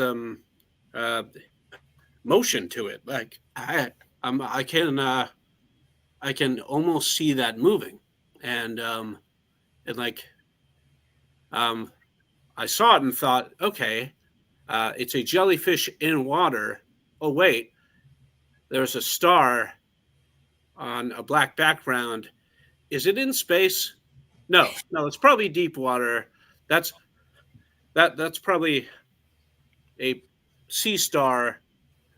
But then again, if it's in space, where do those bubbles come from? So The contrast. There's no bubbles in My head space. was There's kind no of- stars in the ocean. But this is what I mean. Art is all up to interpretation. right, Who knows? Maybe this could be a space jellyfish. which would be awesome, right? Yeah, dude. You just blew Brandon's mind over here. He's sitting here like, what the holy shit. So I didn't think of that. I would like. Yeah. That's dude. I'm probably gonna go upstairs and now draw a space whale. I'm gonna be 100. But like it I wanna still see has it still has bubbles and there's no air in space, so how could there be bubbles? It's But a rainbow star- jellyfish, a star Dylan. is Don't a think bird- too hard a about star it. is fire, so they can't be underwater. They're complete contrasts of each other. Like a star can't be in space because it's made of fire, and then a bubble can't be in. Dylan, Scratch that. Reverse it. Dylan. Yeah. It's a rainbow jellyfish. Yeah. I don't. Really have to, I don't. Yeah. I kind of overthinking it too much. But you know what I'm saying. You know what I'm saying? No, I know what you're saying. I just thought it My was brother says space whale, Space whale. space jellyfish. I don't know if he's Space just naming a animals. bunch of space animal. But fucking yeah. No, it's a great piece, and it's just as like. I love how it's fun, just like the other piece. It's fun, but it's also like you can sit here and interpret it all day and like think about it in like whatever way you want to and draw like these fucking crazy connections, like make up a story about it being a space jellyfish, or think about it being like a metaphor for like fucking everything beauty is deadly, or I don't know. I don't know. Don't clip me. Don't clip me. I'm But- going to clip every time you say "don't clip me," and I'm gonna make a compilation of it. If we could have that, I'll play that on the show. But I'll be in the other room while it's playing. I'll click play and then I'll just fucking. Oh no! But fantastic piece. Thank you for sharing that with us. Great. So, would you like to wait until the end of the show to show us your next piece, and let these other two artists go, or would you like to show it to us now? It is up to you. I don't know what I'm doing in my head. What time is it? So it is 8 getting o'clock. pretty late.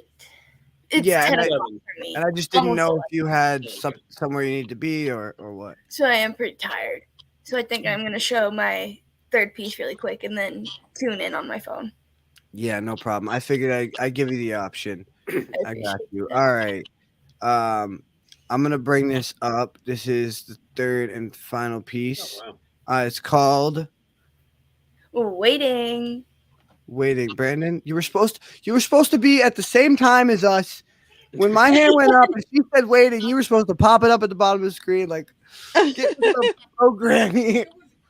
And this is the one that I forgot to color the hood on.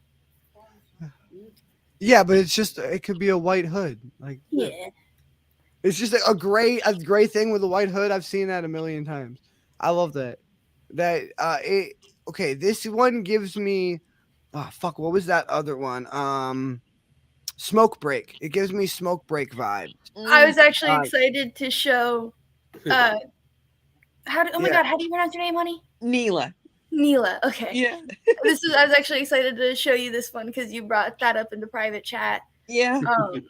I still remember Smoke Break. So I'm like, this reminds me of it. I'm like, oh my God.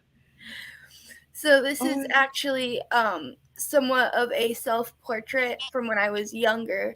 Okay. And I would either wait 30 to 45 minutes for my mom to come pick me up from school or have a 30 to 45-minute bus ride of getting bullied consistently. So I would wait outside of school. Oh wow. Well, as artists, we always are the bullied. Oh my God. Is that building supposed to be GHS? I love it. Oh my God. I went to GHS with her. That's actually how me and Dylan met. He was the only one who wasn't a fucking creep. Oh God. So I remember at GHS when so that's a laptop, right? In Yeah. the picture. Okay, so I remember at GHS when you would sit, like, where fuck, I'm trying to remember, like, like you obviously you were across the street or whatever, and then there was I was at both places. Well, yeah, I mean you can't, but and then there was that little spot like down the hill from the chicken coop where it was just like on the side of the building or whatever, and I just remember like I remember so many times that it was like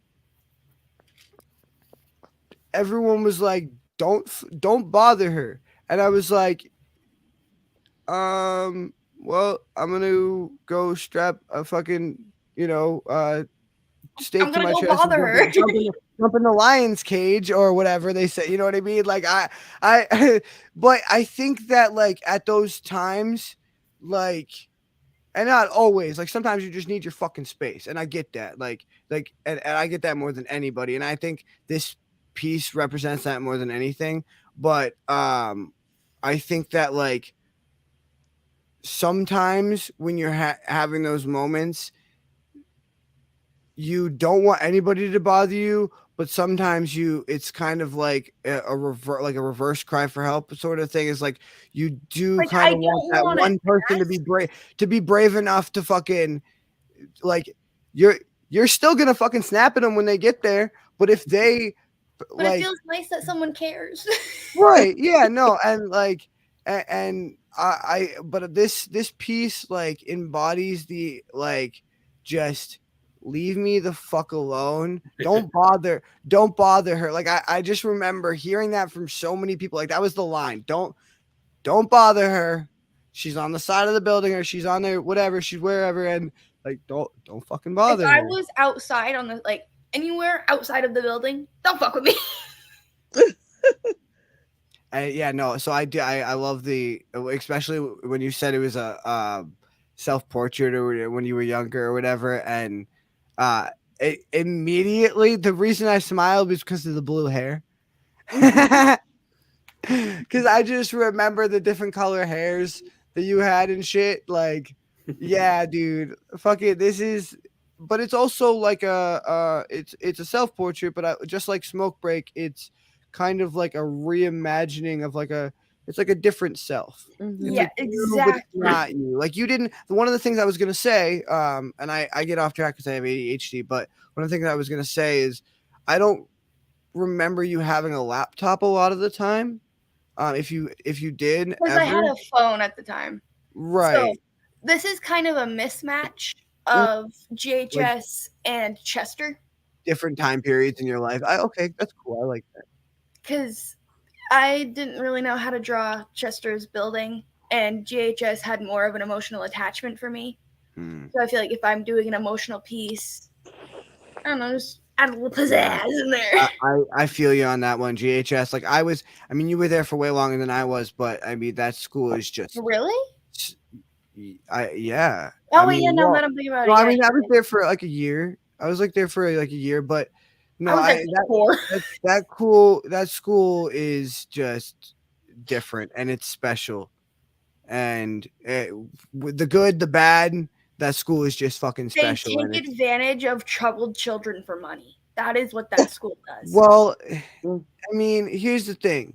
On a corporate level, yes, because it's a tax write-off and because that type of thing, because it's okay. Now, here's the thing you guys got to understand. It's connected to a placement home for troubled youth, which trust me when I tell you the school is run much better than the than the placement house. Placement home.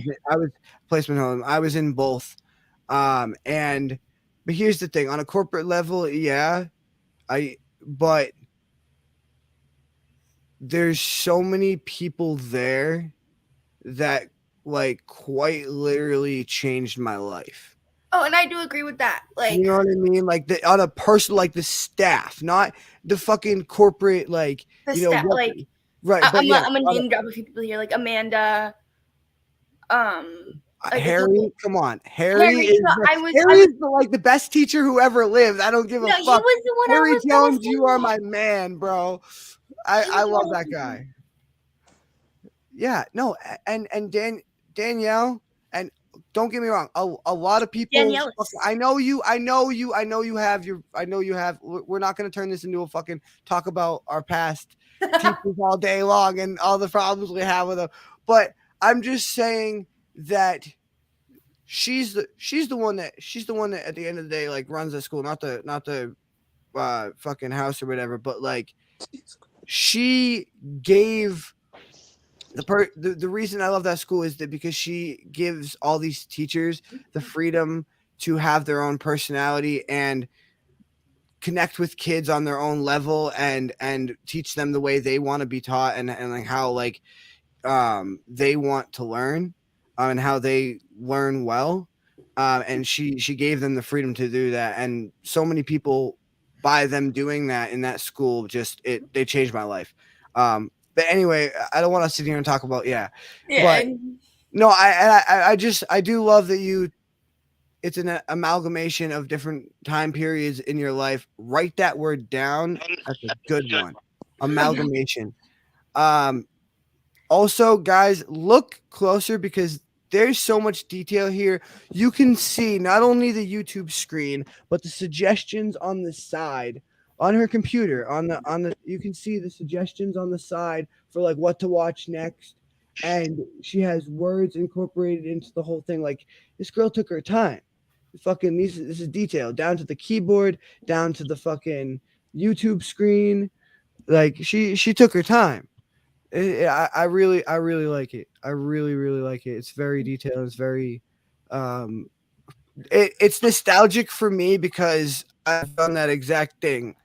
I don't think I've ever had blue hair except I might have had like that gel at one point. But that could be me if it was just a little. If you just drew a beard and like you know what I mean, like that. I feel like I've been right there in that. Like just leave me the fuck alone. This is my music. This is my world. This is also you took the time to incorporate freaking handicap lines, which you said that you always like to incorporate some representation in all of your pieces, and a lot of people might not even caught like what are those yellow lines at the bottom. It's at the it's in the parking lot where you need to slide out the ramp for a handicap van, and I fucking love that you did that. I loved it. It's just very subtle, but the representation's there. It's there, and it's subtle, and that's so poetic.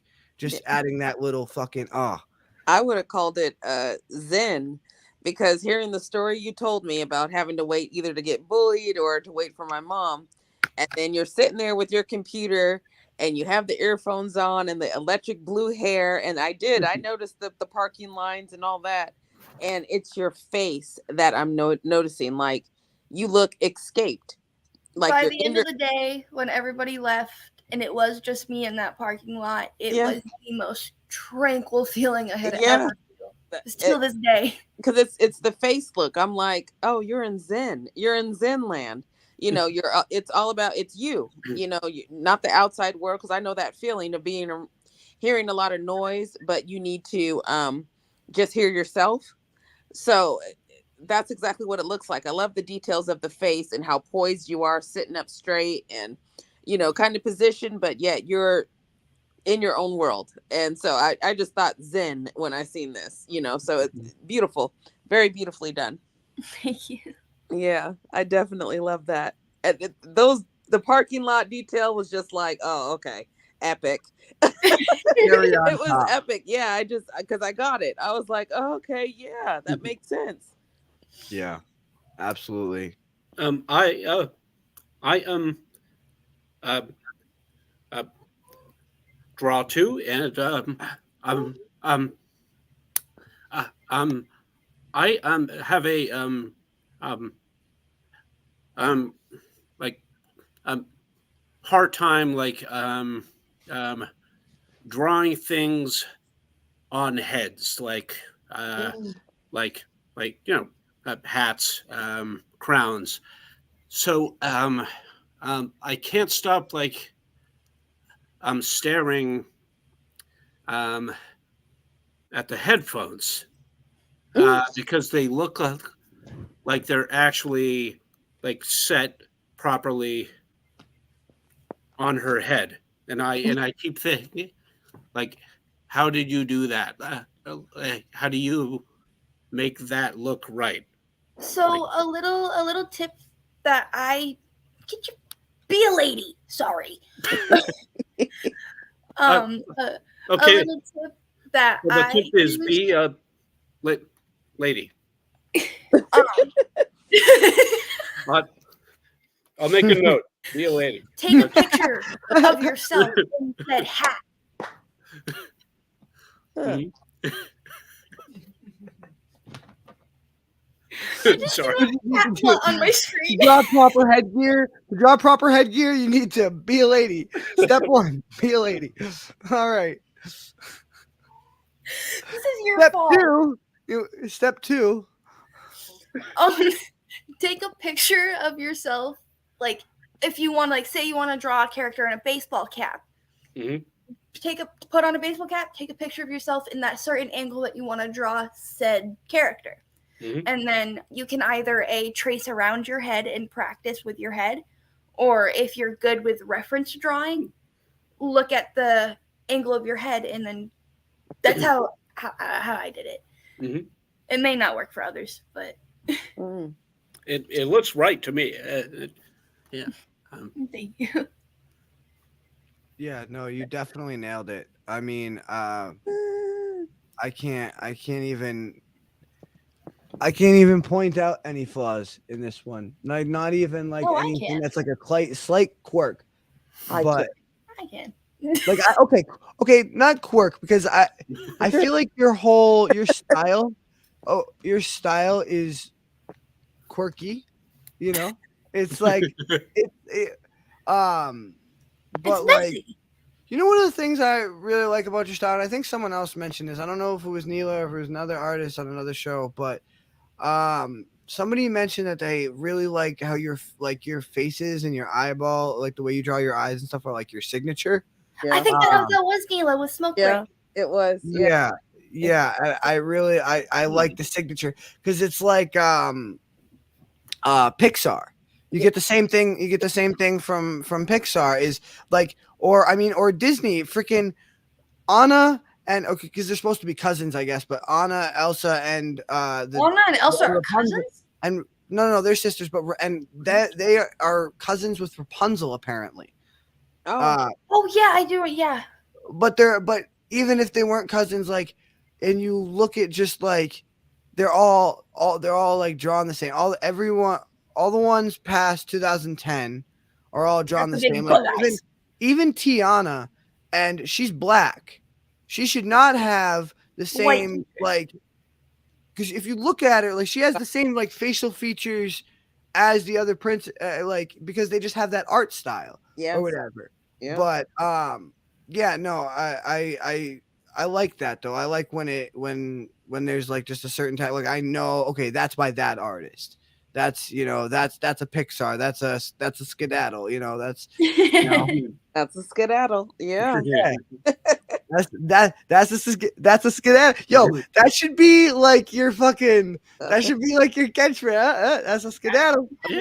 And then like I will make a little video of you just like running like skedaddling off the screen. Just like like Porky Pig, like, well, that's all, folks. Yeah, that's a skedaddle. That is so Get the cameras. Don't clip me. Don't clip.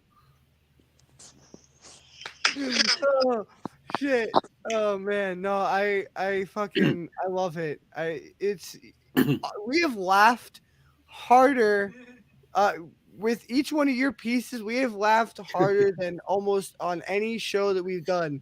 This has been great. And like there it is. your pieces are just so fun. And we like just bring up such great conversations, and just it's awesome. Thank you. Thank you for letting me share. Yeah, absolutely. We needed this. We needed the laugh. We needed the art. We needed the fun, and it was so great having you. If you do need to get out of here, we understand.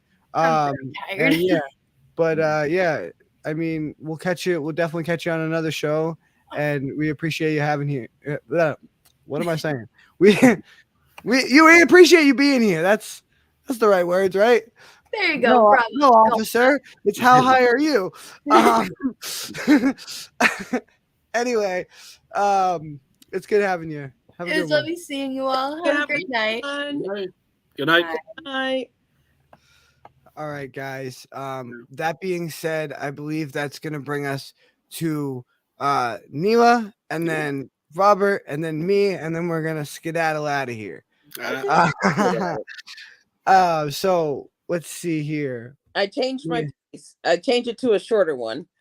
All right, that's fine. So what do you got for us? Well, this one's called "There's No Crying in Baseball." All right, I'll drop myself out of here and get to it. Yeah.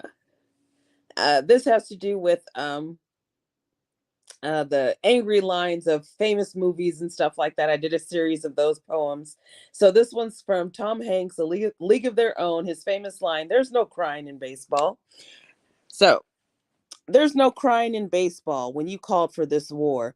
You came here, motherfucker, and knocked at my door. Now I'm supposed to kneel to tears, mine you didn't even hear. Now I'm a little hip to the game. Now you here feeling fear. This bitch is crying, coach. That's an immediate dismiss. That's a foul ball, or you're gonna first to feel my fist. You better call out this chick. I don't remember that rule. A boohoo session when you sought me out, fool. We do not cry in battle. That's a call on the play. Automatic home run or a gunfight in the day. I can't believe I'm even hearing this. You gonna bloody my knuckles. I'll chop suey this quick. Now we here playing ball. You either hit or foul out. This emotional shit must be here for clout. That's not the goal of my game. You wanted to get amused. I know you keep going. Quiet isn't in the rules. So give it or take it. That's the rule of this day. But crying, no. That's a foul on the play. That poem is called "There's No Crying in Baseball." Hey, I like that. And no, I like the way you finished it too. But crying, no, that's a foul on the play. And I like that. And I like the sentiment of it too. Is like my mom said something to the same effect. She did say there's no crying in baseball once in a while, but she also had this thing about like never look at me and say I can't. Like she just hated the words I can't. Yeah. Because like you don't Thanks, Reaper. you don't know until you try, but also it's like you effort is what mattered with her.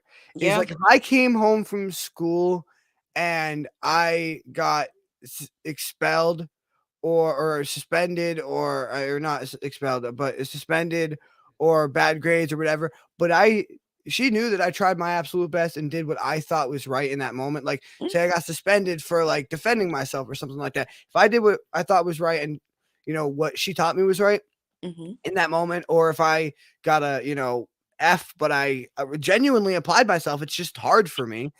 Right. She didn't fault me for something being hard for me. She faulted me for not fucking trying. Go ahead. There you go. There's always a Oh. tick somewhere. Oh, geez, I had a little, yeah, but yeah, no, I mean, I love that sentiment. I really do. Yeah. That's great. Yeah, but And it did. It came from A League of Their Own, and it was just the movie that we loved to watch when we were kids. It was about the women's only baseball league, professional baseball league during World War II. And it was just the famous line he always said. So in the 90s, that's what a lot of us kids, we used to say that there's no crying in baseball. Like, what are you doing? You're crying. So I was just like, oh, cool. I'll what just write a poem about it. what year were you born? My mom was in 81. I'm 80. And yeah, okay, Yeah. cool. Yeah, Yeah. okay, Yeah. okay. So the same exact time frame. Yeah. Yeah, no, my mom was definitely a big Tom Hanks fan. Yeah. Tom Hanks fan. Um, Epic. Yeah. well, I mean, everybody. I think everybody was, but Yeah. Yeah. um, I the only thing bigger than Tom Hanks in the '80s was blow, Yeah. and Tom Hanks was doing plenty of blow, I'm sure. So yeah, I'm positive a lot of the Hollywood group was. He had to be doing blow to do the movie Big. So- yeah, yeah. yeah. Oh, dude, I fucking love that movie, dude. Yeah. That was. I mean, I so I had some lung problems when I was younger, so Hmm. I couldn't go out a lot, which means I didn't have a lot of friends, which means as lame as it sounds, my friends were kind of my mom or the adults around me or my Yeah. older brother or whatever. Yeah. But that meant that I got exposed to a lot of old media. Yeah. And yeah, Big was one of my all-time favorites, like, and not like that movie made me, if I ever see, like, I am so scared of those at carnivals, those like Oh, those uh, genie things where the the thing genie. where he Yeah. gets the card out of it, the thing where Yeah. that turns him into an adult. um that movie made me even more terrified of him. I'm never doing that. But no, Yeah. I love that movie. And I love I sorry, I forget the title of it. I forget the There's name of no it. crying in baseball. Thank Oh, you. yeah. Yeah. And I love the sentiment. I love how you took something I always love when an artist does is takes like a popular piece of media and flips it and does their own thing with it. And I guess that you kind of did that with both of your pieces tonight. Yeah. So Thank you. yeah, Yeah. bravo. Thank you. I very much enjoyed it. I'm gonna Yeah. bring Robert up to see what he thought. Mhm. It's it's fun how you take these um, aspects of like pop culture, um, the Joker's scars that um, a funny Tom Hanks quote, and Yeah. suddenly like um, uh, it gets so much deeper than that. Like um, you said your title, and I wanted um, to laugh a bit because um, I remember that movie. Yeah. There's no crying in baseball. It's it's silly. It's funny. It's Uh, funny. then you started talking like, whoa, it's a serious poem. It means so much more than that. So yeah, it's kind of a maybe a hallmark of your poems, maybe. Thank you. Yeah, thank you. I like it. Yeah, thank you. That's always Dylan's thing with me. He's always like, "Oh, you always take it to another level." It's never what's expected. Yeah, a lot of people don't. Yeah, when they read my poetry, they're like, "Huh, okay." You know, Mhm. I always try and provoke thought. That's just my point. Yeah. You're Okay. muted. You're muted. Good. Yeah, we can't hear. Wow. Hi, Again. you're back. I was just saying, yeah, you always make me think.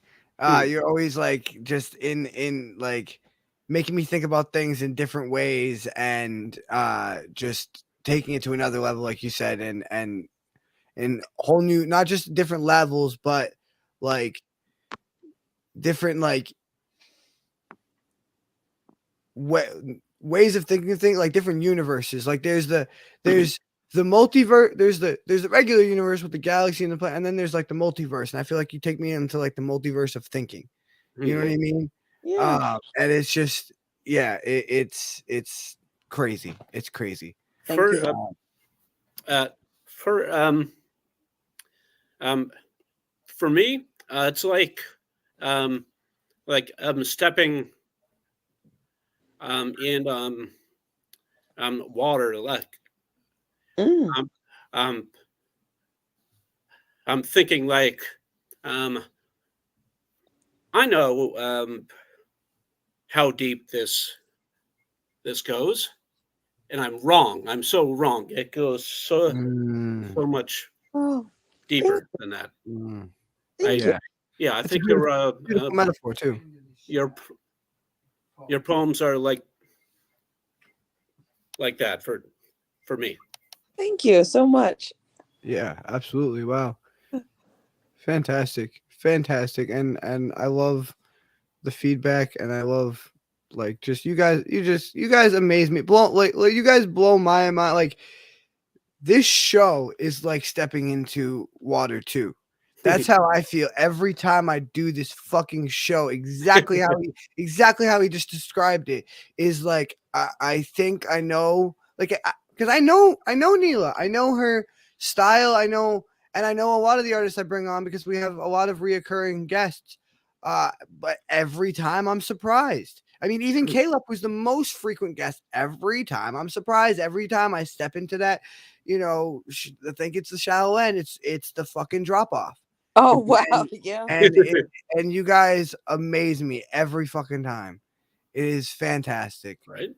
Thank you guys for doing this, and thank you guys for being here. We're gonna let Robert read us out with one last piece of his book, and then I'm gonna do a short little piece that I wrote here today, and we're gonna skedaddle on out.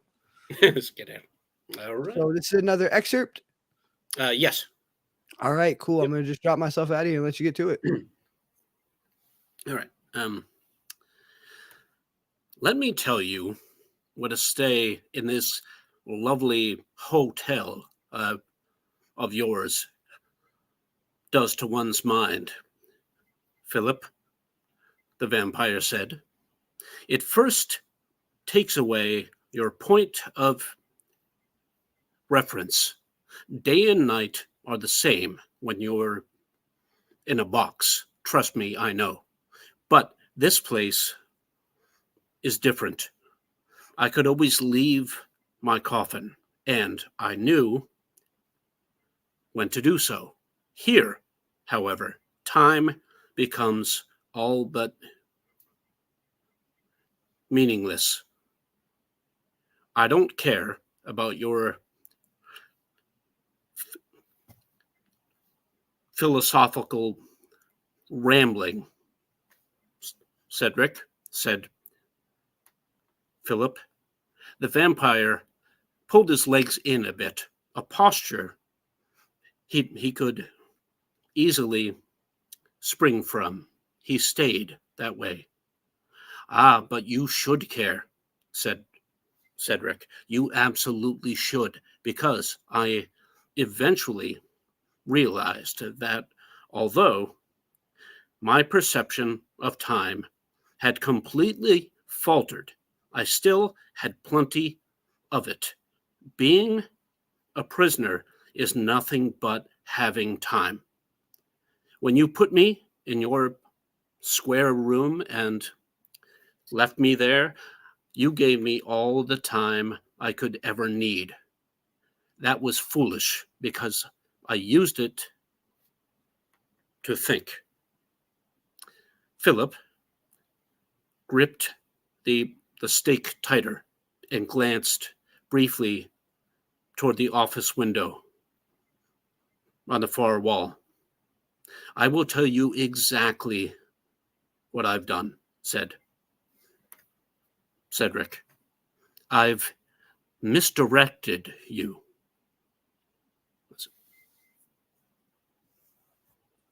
That's where you're gonna leave me? I've misdirected. God damn! I can't go Talk further than that. Talk about a cliff. Spoilers. Talk Spoilers. about a cliff. Oh man, hell yeah, dude. I Yeah. love it. Dude, first of all, I was talking a little bit about how I've been in placement. I've also been in juvenile detention centers, and psych hospitals. I know what it's like to be in a place like that where time stands still, and you describe that so accurately and so amazingly. And I love how you started off with like the first one was from the perspective of, like a guard. And then the Yep. second one was from the perspective of a prisoner. And I love how immediately I caught like I was immediately from the first fucking sentence, I was like, oh, hell yeah, this is going to be like, okay, the other side of it. 'Cause the first sentence got my attention. This lovely hotel that you fucking, Yeah. I love how he phrased that too. I love how he was like, I know what it's like to be stuck in or live in a box because I'm a vampire, but I could always leave. And that's one thing that resonated with me. Like personally, as I was saying, being locked up is, yeah, like there's it from the outside. The place I was talking about that's connected to or that's up the hill from GHS, that's a placement home. From the outside, it just looks like a fucking house. Okay. Like there are electronic locks on the doors though. But here's the thing. And even the door, there's not some on some doors, some of them you can just walk right out, but even the ones you can walk right out, if you leave, they're going to call the police on you and they're going to bring you back. Like you can't, it may be a regular house, but you can't just leave. And I love that part resonated with me you know what I mean? Yeah, I love how he described the imprisonment. I love the conversation between them, and I love it was like, you fucked up. See, what you did was you gave me time to think. You know what I mean? You gave me time to plot, and you gave me time to think, and now you're fucked, buddy. Yeah. I love that. I was watching a show last night that's based off a comic series that I never really got into. Don't shoot me, but everybody's into it. It's called One Piece. But everyone that it's like into anime and like manga and stuff like anime and stuff like that is really popular. But they made it into a show. And there's this one scene where this guy was he was like just chained up in those like stocks, and he's just like he's supposed to be there for like 7 days. He's like, enjoy these 7 days, because at the end of these 7 days you're gonna wish I was never here, but yeah, I love that kind of like, you're the one who fucked up. You gave me time to sit here and think about how best to hurt you. Yeah, I really like that. I'm gonna bring Miss Neela up to see what she thought about it and give you her feedback. Oh, I loved it. It's like it was a cliffhanger because I'm like, oh wait, I wanted to hear more. So I definitely got to purchase. You got to keep me posted on when that one's going to drop too. Yes. Yeah. Yes. Uh, summer. Sometime in uh, summer. Oh, I okay. love I love a summer release because July maybe. I love a summer release because there's nothing better than a book outside. Like, Oh, don't get me wrong, a Mhm. nice cozy book by the fire, like inside, yeah. is great when you're all curled up. But like when it's not too like hot, when you can see the pages and there's just that right weather, It's just perfect. it's so nice. Yeah. And even like I listen to a lot of audiobooks too. They're great for walks. Oh They're yeah. Mm, great for walking Oh outside yeah. too. yeah. But Yeah. In the yeah, car. yeah, book a summer release and like whether it's a movie or but particularly books and albums, I love a summer release. It Mhm. Yeah. just it kind of like sets the mood for that summer in a Yeah. way and kind of like you know there'll be this like one or these two albums that you listen to all summer and they're just like your jam or whatever or it's this book that you and it when you think back on that summer you think of the book and when you think about the book you think about that summer and like Yeah. what you and it creates like these memory like these core memories that like I don't want to butcher any medical terminology, but there are core experiences that we retain whether like so if you have dementia you lose everything you still know how to speak English most Mm, of the time at least and there's extreme cases where you can lose the ability to speak but yeah. um core I there's like core memories that you develop and they become like part of your personality to the point where you'll remember them like you'll remember like I was saying listen for instance sitting by a pond listening to an audiobook Mhm. um clear like clear as fucking day like you can smell the air you can hear the water you can you know what I mean Mhm. um because it's like ingrained into your psyche because you like uh not just have like there's an emotional attachment but you were also very mentally stimulated at the time whether it's reading a book or listening to an album or something like that to the point where your brain was awake and absorb and at this place where it was uh absorbing information and ready to absorb information and so well, you sat there and you thought you were just absorbing the song or the book you were reading. Your brain was also picking up all these other things around you, from the birds chirping to everything, and Mhm. ingraining all of that into your like mental database. Yeah. Um, I don't know where I was going with that thought, but it's an interesting one. It It's an Yeah. interesting it one is. for sure.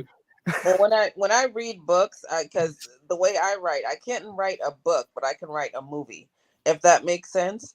So when I hear books and stuff like that, that's all I was picturing. Like your last excerpt, it was the claw that caught me. I could see it. It was like I could see the claw coming across her, and that visual just caught me. And the second you said vampire, it was like, oh, okay, this is a state of being. And, it was just books always catch me. So that's why I'm like, I'm reading a lot of Frida McFadden, and she's a thriller artist. And, Okay. but she gets you. She gets you every Mhm. time with a certain twist. And then your movies, see how I say it? It's a movie. But that's how I picture them. So when I read your book, or I always see it like as a movie in my head. Mm, So yeah, I'm very intrigued. yeah, I'm very intrigued. yeah. Uh, I I tend to like um uh, um um um think of a movie uh, movie like um uh in my head. Okay. Yeah. Then I think, okay, how do I take that um, out of this imagined um, uh, picture and put it into words? Right. And that's tough. And Well, you do a great job. You do a fantastic job, and I agree with Neela. Like, you're both times I've been sitting here, and I mean, I don't even have to close my eyes, honestly, but it's just a visual aid that helps for me, or a Yeah. physical aid that helps for me. But it definitely your writing creates a very clear image. Like I was talking about before I even brought you up, like whatever you read last time. Because I was so involved in like the story, I froze on the person I was cashing out.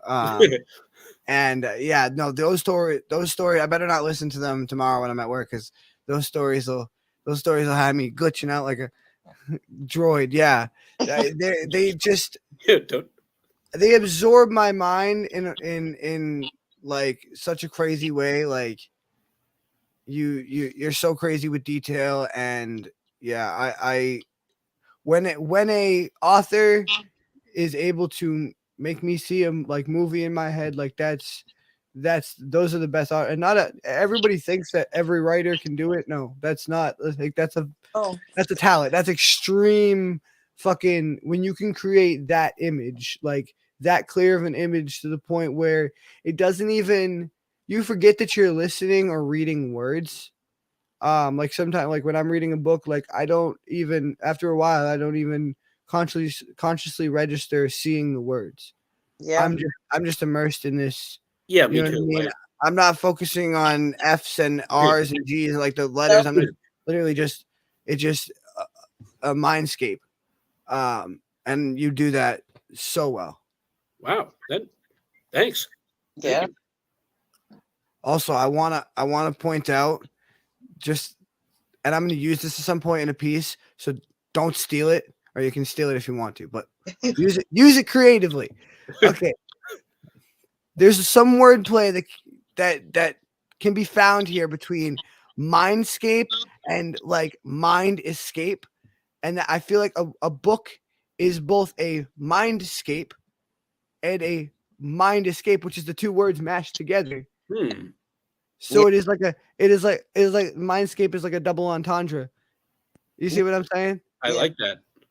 Yeah. I like Yeah. that. Mhm. I love that. Anyway, thank you guys for being here. I'm gonna read us one last piece that I wrote today. Like I said, I'm gonna dip my toes just briefly in the religious political field. This piece is very short. I wrote it in about 20 minutes, and it is about how we the Bible was written by man. First of all, I always say the Bible was written by man, not by God. And that's something that very few people like actually think about and realize. And also the Bible is used as not only to preach agendas of the church and the government, but to get us to swear allegiance, which is they put God in the Pledge of Allegiance to make you feel like you're pledging allegiance to God, but you're not. You're pledging allegiance to the government, which just seems so that's where the concept of the poem came from, was the line "In God we trust," and the poem is called "In God We Trust," and it is just about us. And over history, over time, the Native Americans, various people who've been enslaved, various, I'm not just going to name a bunch of them because there's been too many, and I don't want to leave any out, obviously. But we've just used we've used God or the Bible as a justification for terrible things. Yeah. And then it's "In God We Trust." Anyway, this one's called "In God We Trust." Okay. Say religion is the word of God, and that God is fair and just. But if you swear allegiance to the Bible, then it's in man you trust. They ask if I believe in God. I ask if God believes in us. Our envy, greed, and sloth have been outweighed by only lust. We use God's name to make a claim that we should rise above. We take and take and take, and it never is enough. Then pray to be forgiven when we've taken far too much. So when they ask if I believe, I really don't say much. That's between my God and me, because it's in God I trust. Amen. I love that. Interesting. And I'm Wow. not fucking religious. I wanted to have a disclaimer. I'm not fucking religious, but here's the thing. The two things neither. that I want to point out that I don't know if anyone notices, specifically, I did not say he, she, or it. I said God the entire time. And at Okay. the end of that, I also said that's between me and my God, because Yeah. the other part of this piece is everyone's God is different, and everyone should be free to be spiritual or worship in whatever the way they want. Yeah. And I think that you don't need a Bible or a church. It's No. between you and your God, because and that's the thing, is like, I don't fucking trust humans. I trust the universe. I trust whatever being or force or whatever is out there, because clearly it's doing something right. Like, we're still millions of years, we're still out here. Like, Yeah. but it's in God I trust. I don't need to fucking justify myself to another human being. I just love that. I love that piece, because I'm like I'm spiritual, and that's my whole entire thing. Like my TikTok page and all that. That's what it's about. It's about debunking the Bible and humanizing it.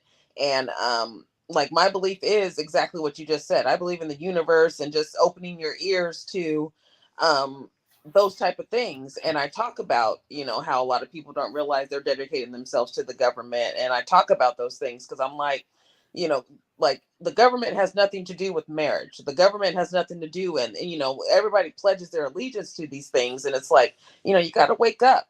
There's a lot of agendas out there, and a lot of people, they pay for those agendas. So if you're wealthy, you can pay to get these politicians or these celebrities to illuminate their agenda through them, because you believe in these people. So that piece was just beautiful. Thank you. Beautiful. Thank you. I love appreciate that. Yeah. My brother said Jesus is a man, God is an eternal spirit. I feel you, Reaper. Yeah. Yeah. Yeah.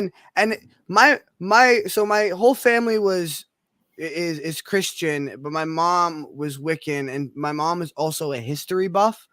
So like she's very much interested in Jesus, the real Jesus. The real Jesus, right. Right. And here's the thing. Do I believe in supernatural powers and crazy phenomenon? Of course I do. Of course I do. Now, do I think that, California and Canada can catch fire, so one bush really isn't that big of a deal? That's maybe a stretch, but okay. Bit of a stretch. I'm just saying. But the bush talked. Right. Okay. All right. I'm just. Maybe that was a bad example. Maybe I shouldn't. Maybe that was a little offensive to some people. I was probably offensive to a lot of people. Anyway. Well, gotta have a sense of humor in this life right now. No, you do, and especially when talking about like sensitive topics like this, and that's why I don't talk about. That's why I don't talk about it very often. Because I don't mean to be harmful. I love hearing other people's perspectives, and I love because it opens up chakras for me in my eyes. Because you can remember I told you, I said I'm a stupid person. I'm not a smart person. I'd rather be stupid because I'm forever learning. But when you're smart, you stop learning. So that's why I love it. I love hearing people's perspectives. Yeah, and I like that. And here's the thing: there's nothing wrong with having creating an idol or creating something to believe in. People do it with rock stars and celebrities all the time. There's absolutely nothing wrong with having something to believe in, or whether these crazy phenomenons really happened or they didn't happen. And that's do I believe that all the shit that in Greek mythology happened? Of course not. But it's their religion, and it's not to me, all the stories in the Bible are not what matters. It's or Greek mythology or whatever. It's the lessons that we learn from that. Yes. Whether they're stories meant to brainwash us or not, it's our job to read it and just learn our own lesson from it. Yeah. You know what I mean? Whatever it is, and that's really with any story, whether it's his fantasy story or our poetry or whatever. It's beautiful because from your fantasy story, Mr. Robert, you know, your take on life is in it regardless because you're writing it. So you're trying to influence something, through these stories. So, I feel it's beautiful. Yeah. That's why I love writing. Absolutely. I was like,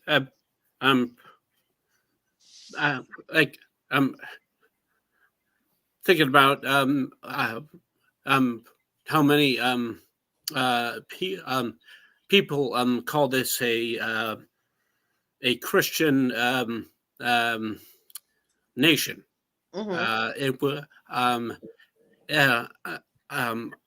I've heard people talk about that a lot, like talking about the Bible a ton, and yet this country was built on like every kind of person coming here in some way, and bringing like their religion and and culture here. So there are other books and other gods and we don't hear much about those. It's always this one, Christian God, Bible. Yeah, I think especially with fantasy and sci-fi being so big right now, I think that like even if it's just for entertainment, a lot of those mythologies and religions are within the last decade getting a lot more representation. I think so. And a lot and there's a lot of like what they call in Hollywood, they call typecasting or race casting or whatever, where they're just trying to like cast someone black just to say they have it on their roster so they can't get canceled, which is I think that's fucked up. It's crap. It's crap. But when someone, here's the thing is like it's not authentic. There's the flip side of that, whereas there's like, okay, so they made a new Percy Jackson show, right, based on the books. I saw it. And the actress who plays Annabeth is black, where in the book she is traditionally white, and she is described with blonde hair and blue eyes. But here's the thing, that actress plays the character and the attitude and the personality and the essence of Annabeth so fucking well. She is Annabeth. I don't give a fuck what she looks like. She is Annabeth. She is Annabeth 100%. And so like there's the flip side of that coin. Like we have to, it's like a lot of people will see like a race cast and they'll be like, oh, that's just a race cast. But it's like, no, you have to sit down and watch it. Like, is it, or is this person actually, like they did it, because this person's actually good or whatever. And the same thing with mythology is like, are they doing it just because like they want to have some of that, they want to have some Hindu representation or whatever, or are they doing it because like it fits the narrative of the story, it works well, it's interesting, you know what I mean? So, but I think that your breed authors are doing a lot to bring, and Rick Riordan, the author of the Percy Jackson series, has opened his doors to all different writers, and he has like this, he basically has like a like record label basically, where he has different artists signed who are writing the same kind of children's books, like Percy Jackson, but they're in like Hindu mythology or they're Mexican mythology or they're, whatever. cool. And so him and a lot of other artists are doing a lot to bring light and representation to a lot of those nowadays. So I really like that. Artists have no color. We have no color. We're all in the same circle trying to influence change in the world. And normally it's authentic and it's pure because we don't know color. The agenda filled people know color, but artists, no, we want to heal, in some way, shape, or form. So I love that. That's beautiful. Yeah, absolutely. And especially like actors, one of the one type of artists I haven't had on the show, but actors are actually, no, last week I had somebody who he is an actor. I forgot. I did have our first actor. He didn't do any like skits or anything, but no, actors are, that is an insane level. That's art. Like that is an insane level of talent. And just like I love watching interviews with, or not interviews, but more podcasts with actors where they break down like, what they went through for certain roles and how they got into certain things and stuff like that. Because that is such a interesting art form. And we all bleed the same. And when my brother said, we all bleed the same. And when the flesh is gone, the bones are all that remains. Yeah, that's fucking sure as shit. Couldn't have said it better myself. Goddamn right, Brendan. Yeah, man. That actress I was talking about, she actually said something like very similar in an interview when she was talking about like, getting race cast or whatever. And she was just like, first of all, at the end of the day, I'm just gonna, I'm just gonna do my art, and I'm gonna, show this character to people the way I want to show it to people, and you know what I mean. And she's like 12, 13 years old. She's got a good head on her shoulders. Wow. That girl's gonna kick ass. Girl's gonna kick ass. Because I love the Percy Jackson, of course, but yeah, they actually cast kids the same age as the kids in the books this time instead of 20-year-old actors. Yeah. Okay. Yeah, that's good. I'm gonna try that out. Okay. Yeah, they're super good. But anyway, guys, thank you so much for coming here. It was a great show. It's almost 3 hours long. Oh God, it is 3 hours long. It's 3 hours. Yeah, it's three. We went for 3 hours. It's been an amazing show. Thank y'all so much. I appreciate it. And make sure y'all go subscribe to us on Spotify, on Apple, on YouTube, all the places. Go everywhere and subscribe to us. Make sure you go check out our deep cuts and wait for more of them. Stay tuned for this adventure show that we got coming out. Stay tuned for possible news of any D&D things we might possibly be doing in the future. And most important of all, next Saturday at 9 p.m., join me for a Whole Lot of Lala podcast hosted by Brendan and Dylan Lala. We're going to give you a whole lot of Lala. It's going to be a whole lot of fun. Thank y'all so much. Peace out, guys. Thank you. Get Bye. us out of here. Good night. Thanks. Bye-bye. Bye.